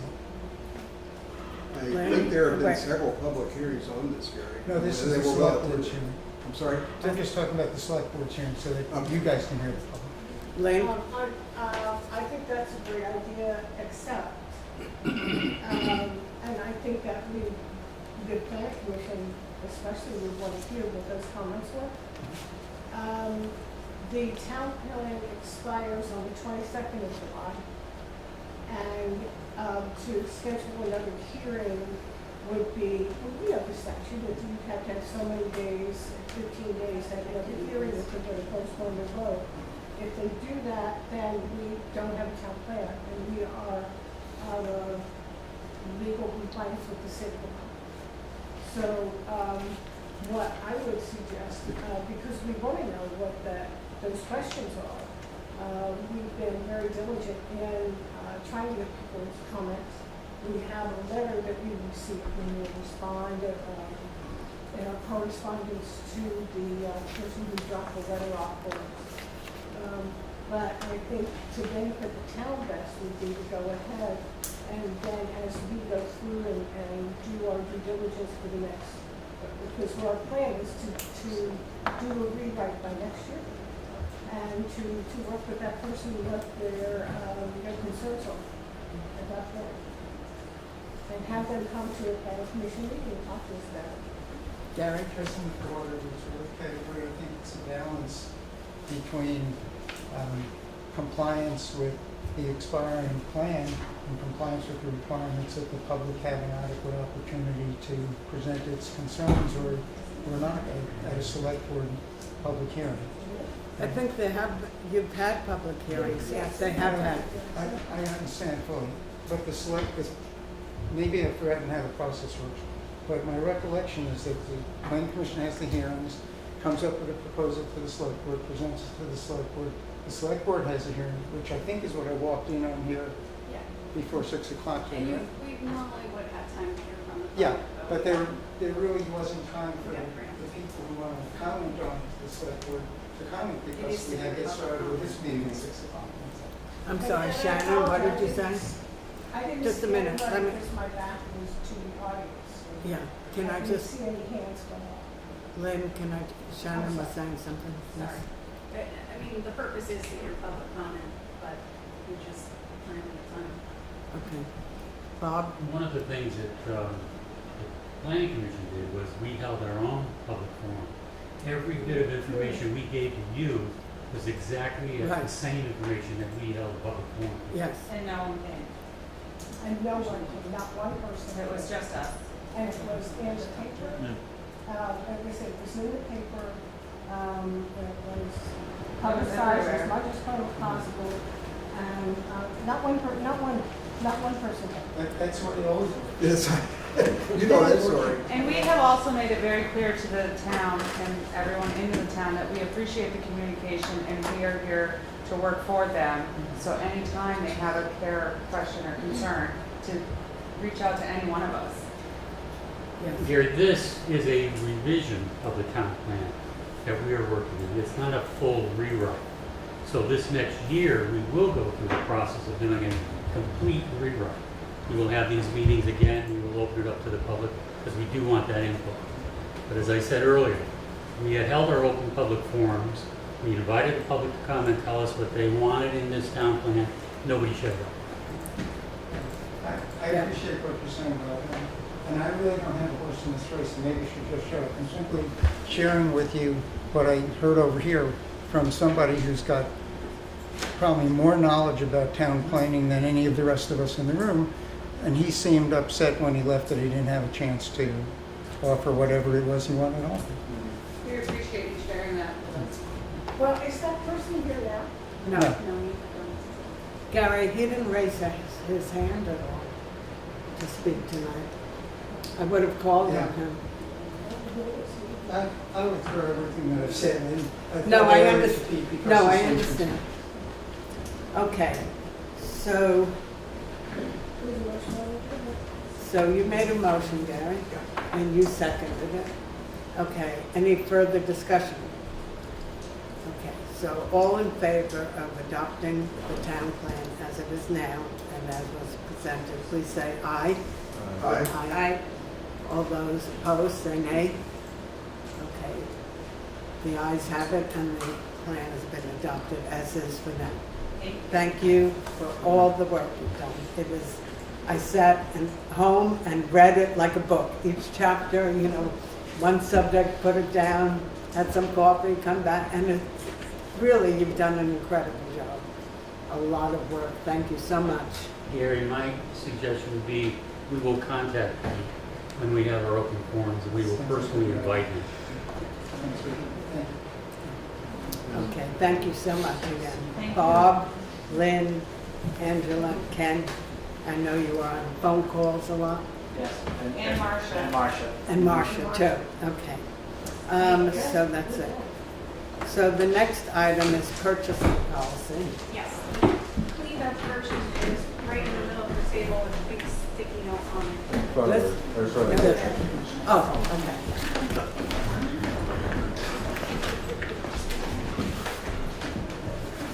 That's I one think that's the copy. whole thing. Oh, this is just one copy, okay. So So- you already approved it, you just didn't have a clean copy for signature, so it really just needs to be signed. Yeah, but I think there were some other things that Shelley had Oh, had okay, so you felt that we also needed to work out some language.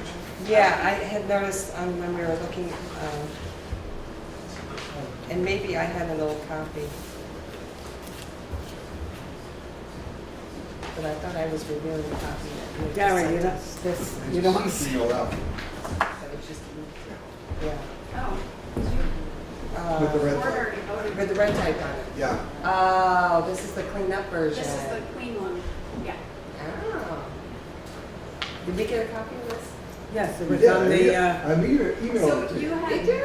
what Yeah. all I did to his Yeah. was, because there was some little funky numbering, Yes. I Okay. fixed those It and was made emailed. everything not I missed it. Yeah. Okay, that's what I was wondering. Yeah, I fixed those. Okay. okay, So it's exactly what Gary emailed, it's just right. cleaned up a little. Okay. Okay, so is there a motion to accept Make a this? motion to accept it. Okay. Second, I'll second it. okay.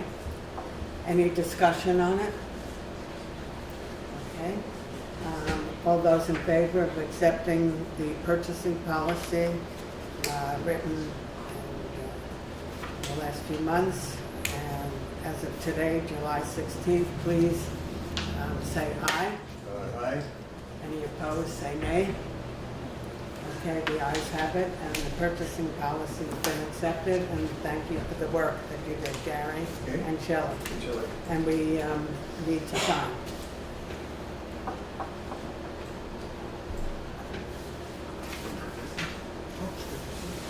This is something else. Okay.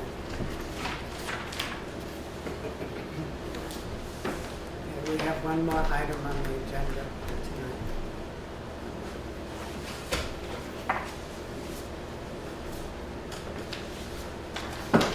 Shelley? Yep. Yeah. And thanks again, both of you. Thank you, Gary. Don't see Shelley, she was the nudge. Are we gonna get this? Yes, we are, I promise you.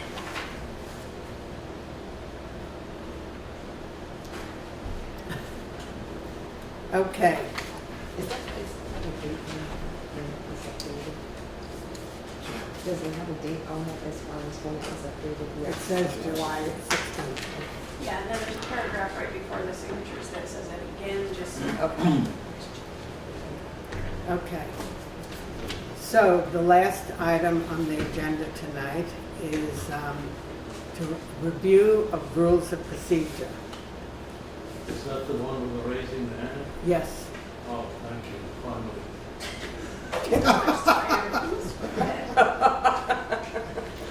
So, I'm going to suggest that, and this can be voted on now, this is definitely something that has to be discussed and get this issue completed one way or another. I would suggest having an executive session on this, or we can have it open. But it's The going, rules of procedure are part of our policies. that's right. We are already bound by them. That's right. Well, So then, So would So you mind I- explaining why we need to go into Yes, I executive will. session, please? I will.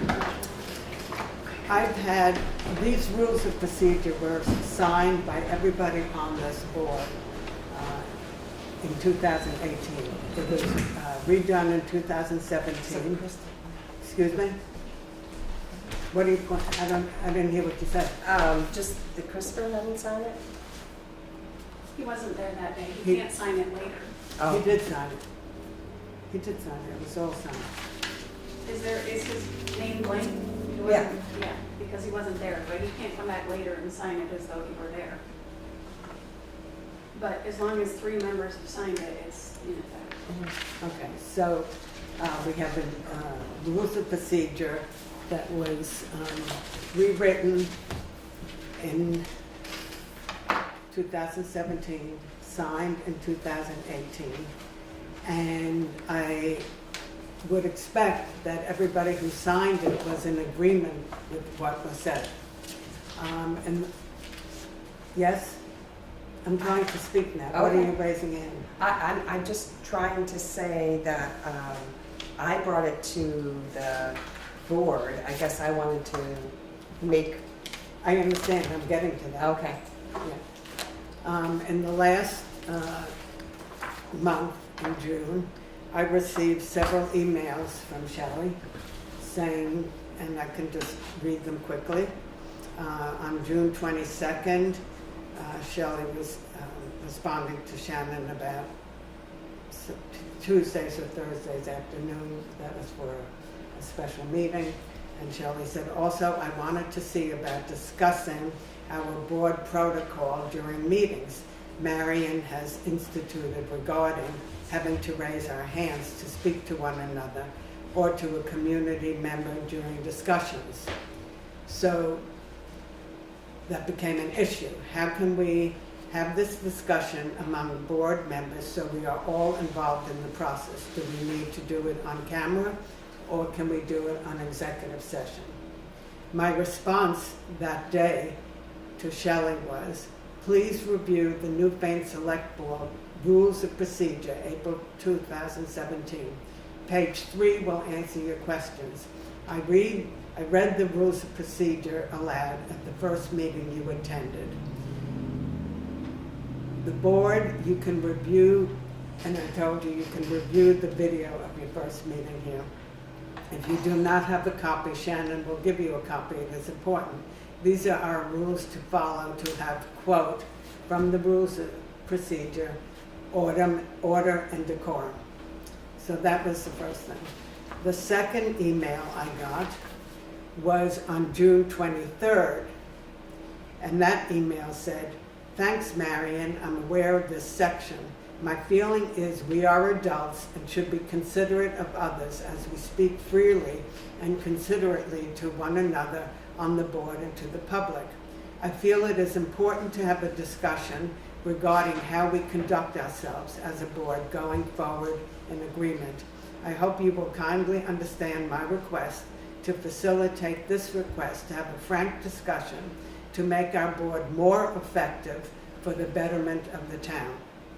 P.S. Shannon, can you print this off for Chris, put it in his box, and so that he can be aware of this discussion? I responded, and I said to Shelley, I forgot to suggest that you read pages 29 to 37 in the handbook for Vermont Select Boards, which should give you further clarity about how meetings are to be run. Thanks, Marion. Then I got a fourth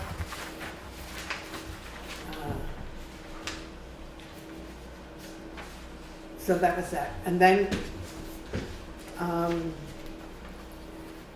I realized that all of this communication back and forth was really not something we should do because it goes against the open meeting laws. So I wrote back to What Shelley. communication back and forth? You mean the emails between Yes. the two of you? Yes. And well, it wasn't just the two of us. There were copies sent to you also. Well, I would imagine it would probably sent to others on the board too. Yeah, I mean you meaning the rest of the board. The No, board you're- should never be communicating official business by Exactly. email, period. That's right. So So I wrote back and I said, Shelley, in an effort not to break open meeting laws, and I wrote this on June 25th, please do not email members of the select board as we discussed a few months ago when you came on board as a select board member. It is a serious issue and we all have to obey the laws. The select board meeting on July 16th will address your issues as stated on that agenda. And I signed it, Marion. Then, on June 25th, we had a special meeting for bidding, paving biddings. And at that time, Shelley said at the end of the meeting, she said, oh, I'd like to bring up something. And I said, is it on the agenda? Is your topic on the agenda? And she said, no. I said, so no, we're not discussing it. The meeting ended, and Shelley came to me and said she absolutely wanted to discuss this. And I said, Shelley, and Shannon was talking to somebody else at that time, and I said, Shelley, I'm not going to be here next week on July 2nd. I'm going to be out of the country. And since you have mentioned me as the person you're concerned about in the way I'm running the meetings, it is already on the agenda for July 16th that we talk about this. And I had Shannon come over, and I said to Shannon, could you please show Shelley a copy of the agenda, because I was working on that agenda with her because I was going away. And then Shelley said that she really wanted to talk about it then. And I felt that Shelley was extremely upset and really didn't want the issue to go away then. So we spoke for about 15 minutes, she and I standing there. And she told me that she was very upset about this, and I told her that I am following the Newfane rules of procedure as a chairperson, and about keeping order and decorum, and that if I were actually following Robert's Rules of Order, and I had the book with me, in Robert's Rules of Order, it is said that the chair actually asks people to stand when they're recognized. And I said, would you rather stand? If you intend to ask us to stand, I if don't. you're recognized, I'm out of here. Excuse me, you're the one who follows Robert Rules That's of Order. exactly right. And Don't there's you? There's no reason. So wait a minute, if you're following Robert, did I say I was going to?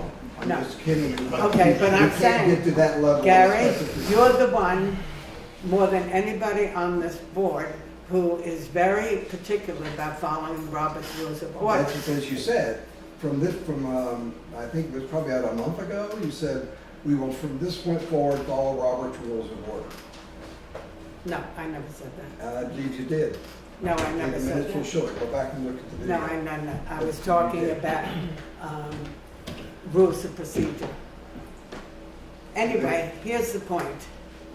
I'd like to have Shelley now, because this is an issue that you've been concerned about. I'd like to, do you want to have an executive session about this now, or can we continue the conversation? Well, personally, Marion, I wasn't even going to talk about that. Why Shannon, I asked Shannon, Shannon said she would call you. That was done and over with. Shannon?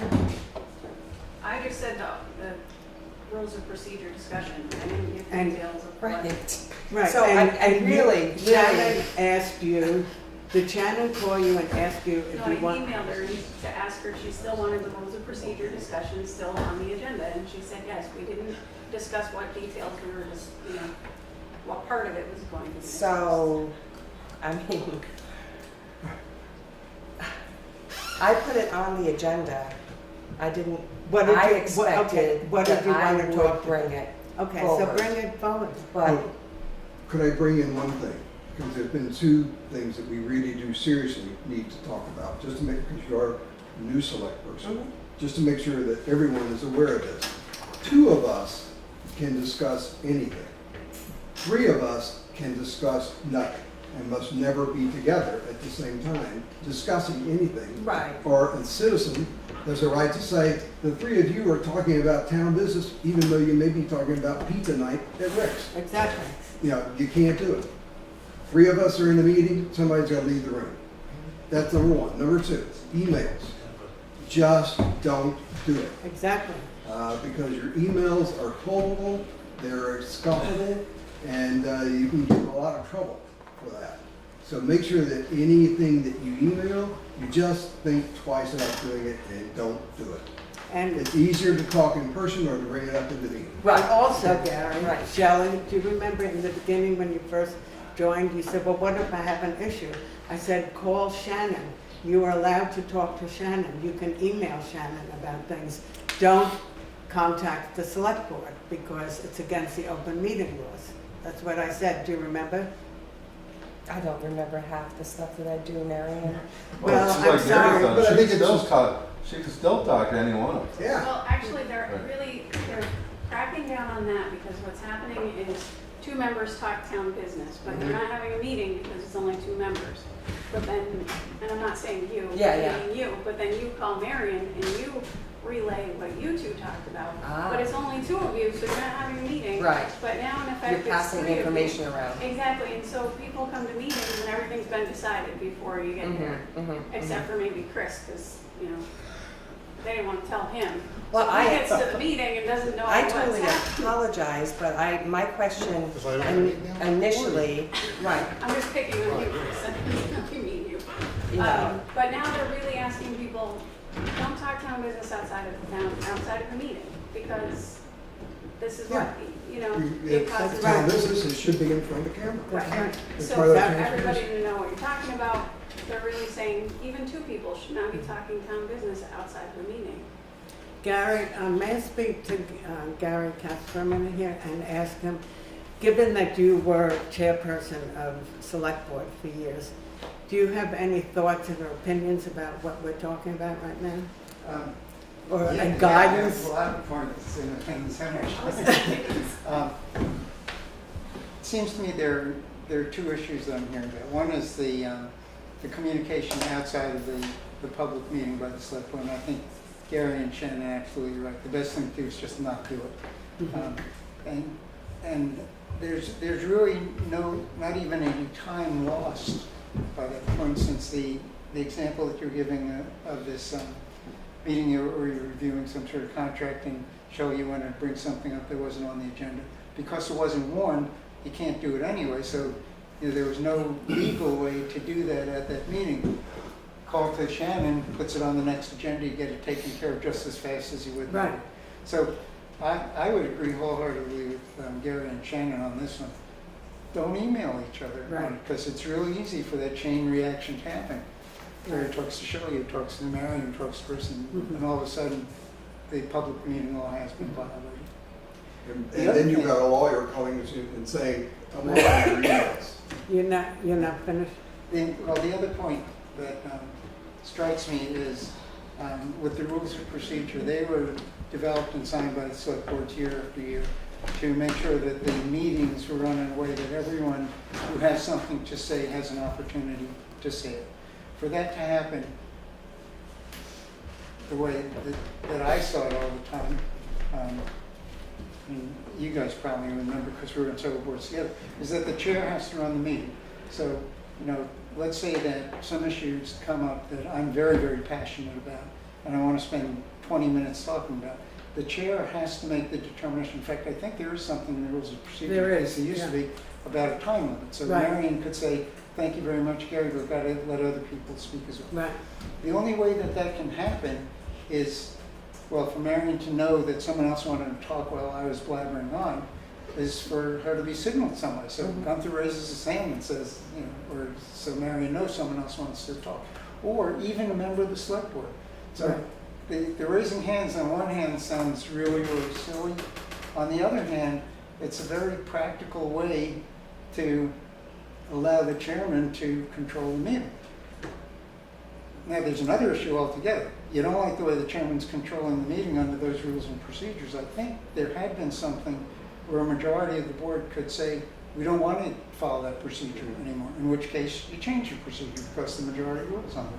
But unless 3 members of the board object to some way that you're running the meeting, Marion, and if that means you want people to raise their hands, that's perfectly fine. Unless 3 of them formally object to that, and there's a vote that says we don't want to have to raise our hands, then that's just the way it is until you go back to the rules and procedures next time.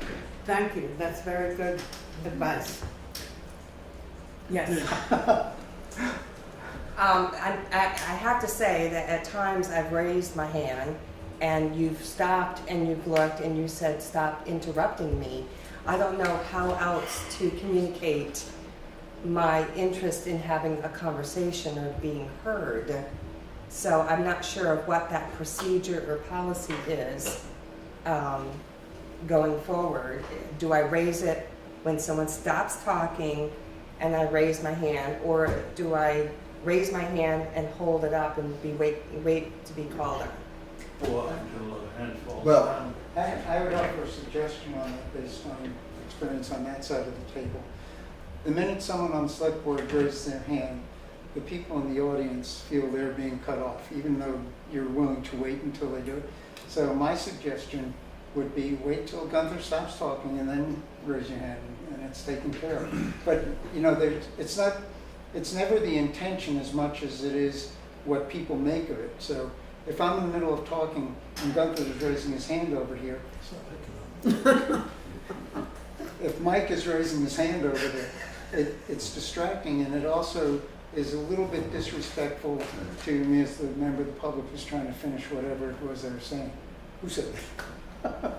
Yes, Mike. And I think, like what you're saying, there's a lot of times I can see doing this, raising your hand and stuff, and especially like the people in the audience and everywhere else.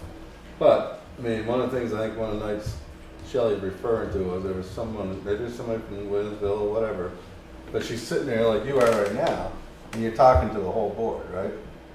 And so the question was asked, and it's just like anything. It might be 2 or 3 of us might want to answer. One of us to say something, and the other. It's like we're answering different pieces of it all together. Instead of I raise my hand, and she raises her hand, and he raises his hand. It's like a group discussion thing, and we do it, and we get done with it. I can see, not having to raise a hand up like that every minute, and just like that. You're talking away, you got a sentence, you just asked a question, you still want to ask some more, but one of us would answer what you're saying. Instead of saying he's going to raise his hand or whatever. Well, part of the issue, I think, is that the chair is responsible for controlling the meeting for the board. So if I raise a question and I start to get into a personal discussion with you, that's inappropriate. My question should be to the board as a whole. Right. So you contribute to it the same way Chris does, the same way Shelley does, the same way Gary does, and everything else. Right. But it's inappropriate to have the direct one-on-one conversations from one member of the audience to one member of the board. Right. So if I were chairing it at that point, I would try to squeeze in the notion that, I understand that there's a lot of emotion on this issue, but you really have to address the question to the whole board. Thank you, Gary. Shannon. I think, Mike, what you were saying is sometimes there's a good flow of discussion and it's just kind of happening naturally. And it's usually not when we have 15 people in the audience all waiting to speak. So I think it's kind of on Marion to figure out, well, this is going really well and it's flowing nicely, I'll just let it continue this way. Or, but when she's got 6 people with their hands raised, she's got to figure out who raised it first. They put it down, are they done? But then they put it back up and she's got to try to remember. So hands are just, when it gets like that, hands are a good way to know who has and who hasn't. But sometimes the conversation is just flowing naturally without it, and it, you don't need it. Here we are as selectmen, talking, and do I have to raise my hand every single time? I mean, the rules and procedures are, sometimes this, sometimes that, accordingly. And I'm not saying anything against Marion, and I certainly hope that she doesn't take offense to it, other than I want to contribute and I want to be able to speak and not, I'm not trying to be forceful about it, and I appreciate having a conversation with the board members. It's something I feel concerned about, and I wanted to bring it to the board to see as far as the procedures go, if everyone's happy with what's going on. One thing Gary? that, He just raised his hand. That's okay. What? The board has precedence. Go ahead. and that's a very good point. That's what I was trying to say. One thing that really is distracting to me as a board member is when we're discussing a piece of business and we've got our hands up or we're discussing something and you take it to the audience. The audience, as Gunther and Gary both would agree, does have an important and valuable role to play. However, it's a select board meeting. What I would like for us to do is calling on members of the audience should be at a particular time in the motion discussion, rather than at any time they want to just jump in. Because we need to discuss what we need to discuss and move toward getting a motion passed or failed. And the input from the public is valuable to that process, but it's distracting if it comes in willy-nilly. And I would say that in a portion of the motion, you should say, is there input from the public? And go from there so that we can continue to discuss our business.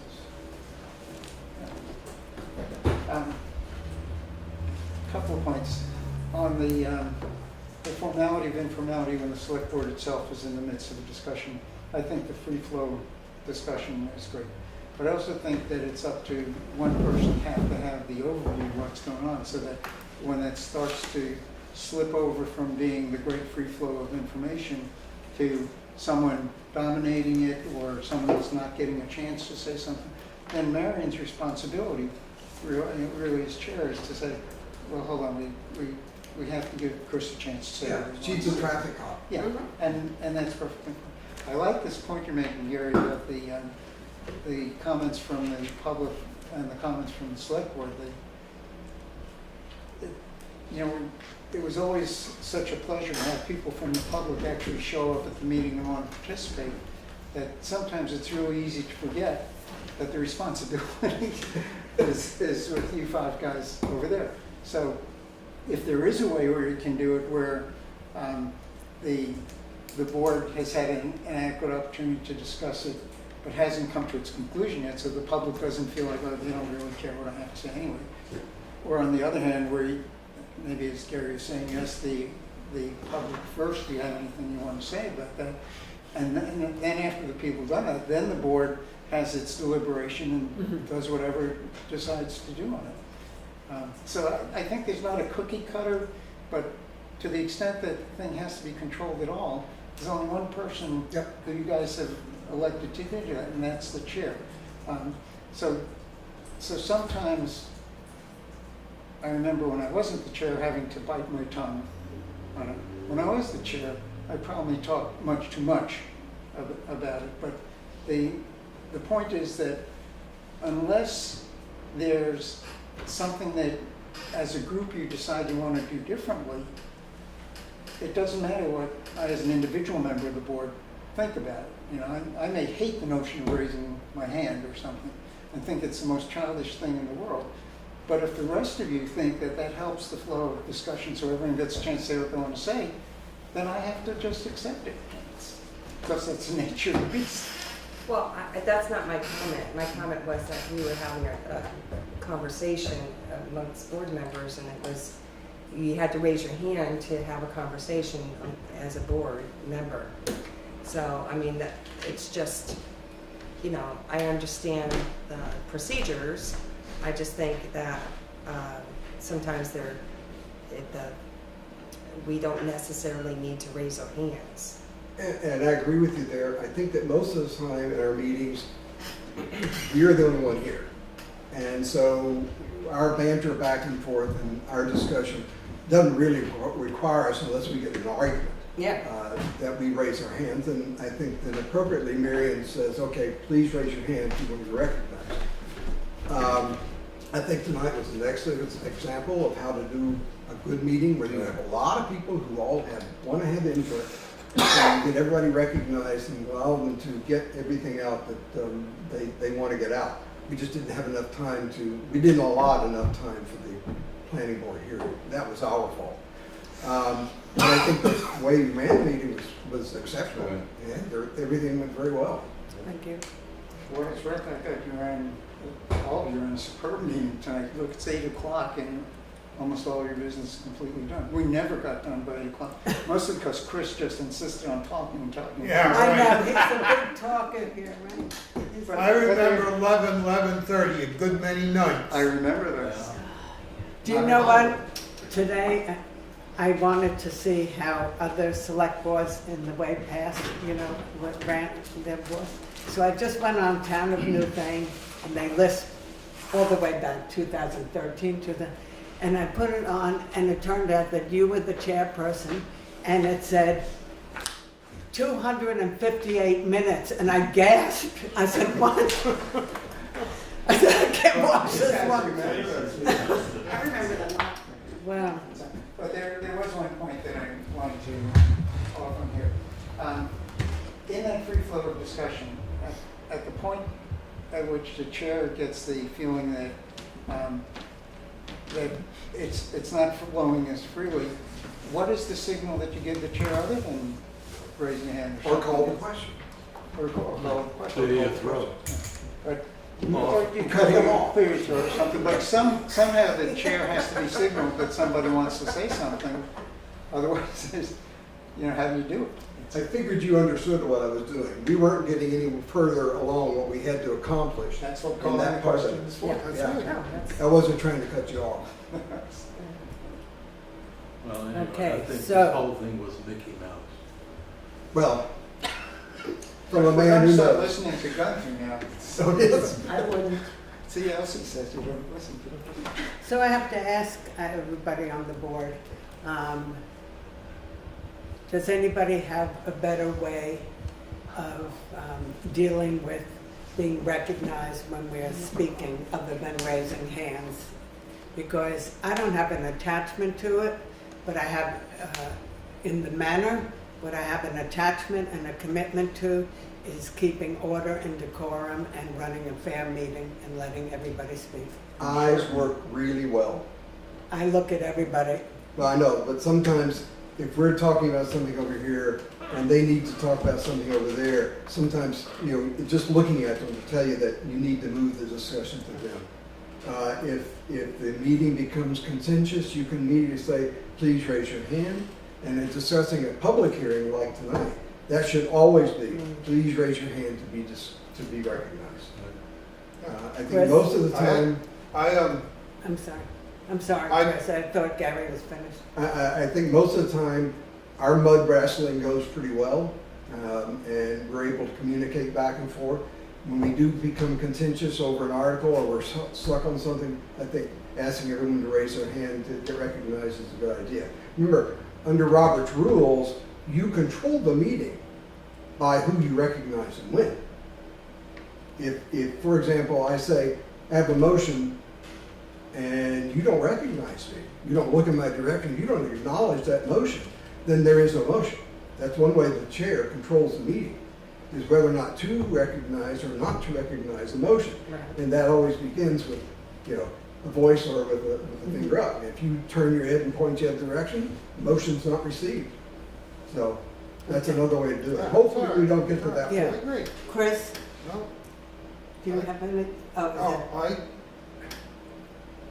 all set.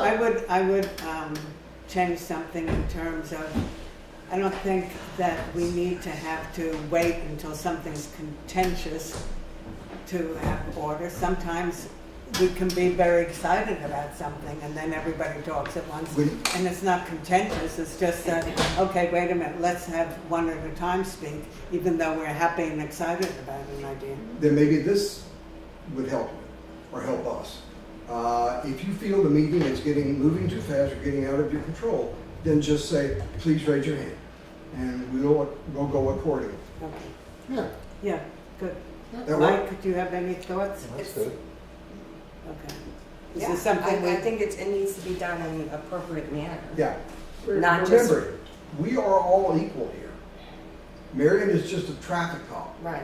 With a whistle and a hat. But we are all equal. And Marion can't pass anything on her own. Mike can't, I can't.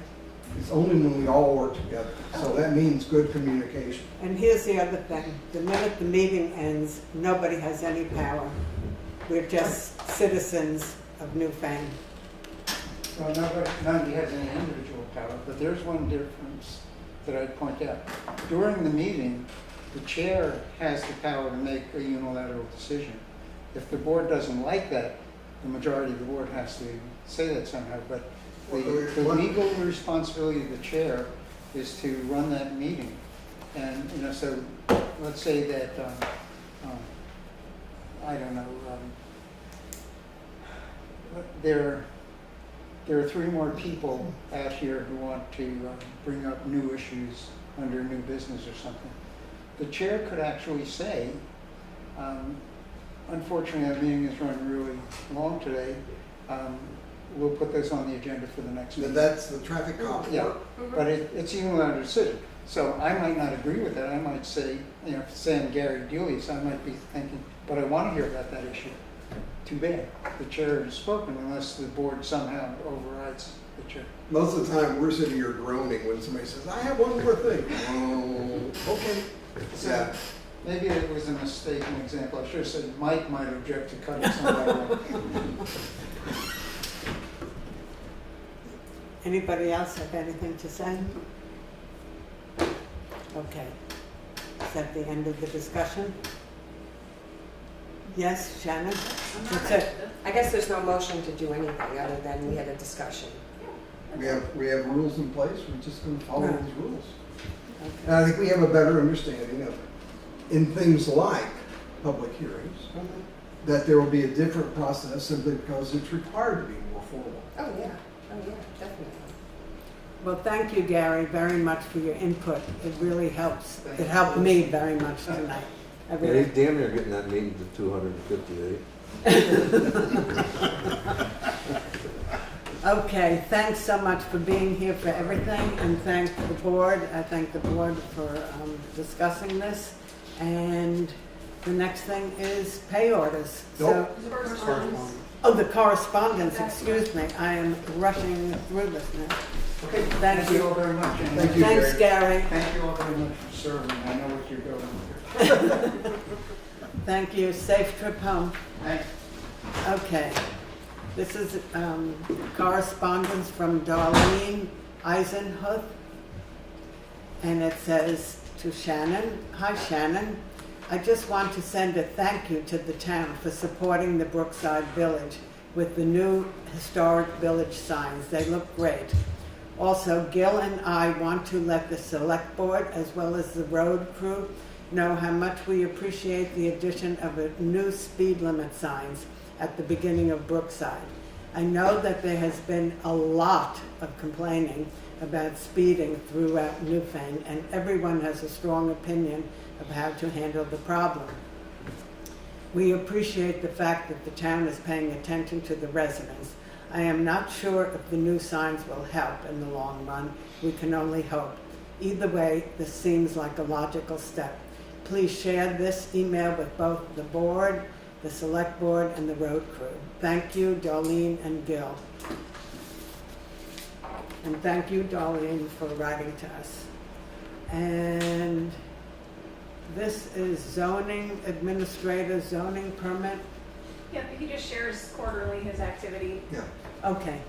So is this something I need to read? I don't. No, but anybody can I'll look have at it. it? Yeah, Shannon will look at it. And so now I think it is time for pay orders. So everybody have a good evening. Thank you for tuning in. And we will see you next on August 6th. Is that correct? Monday, August 6th. Yep. Okay, good night. Thank you.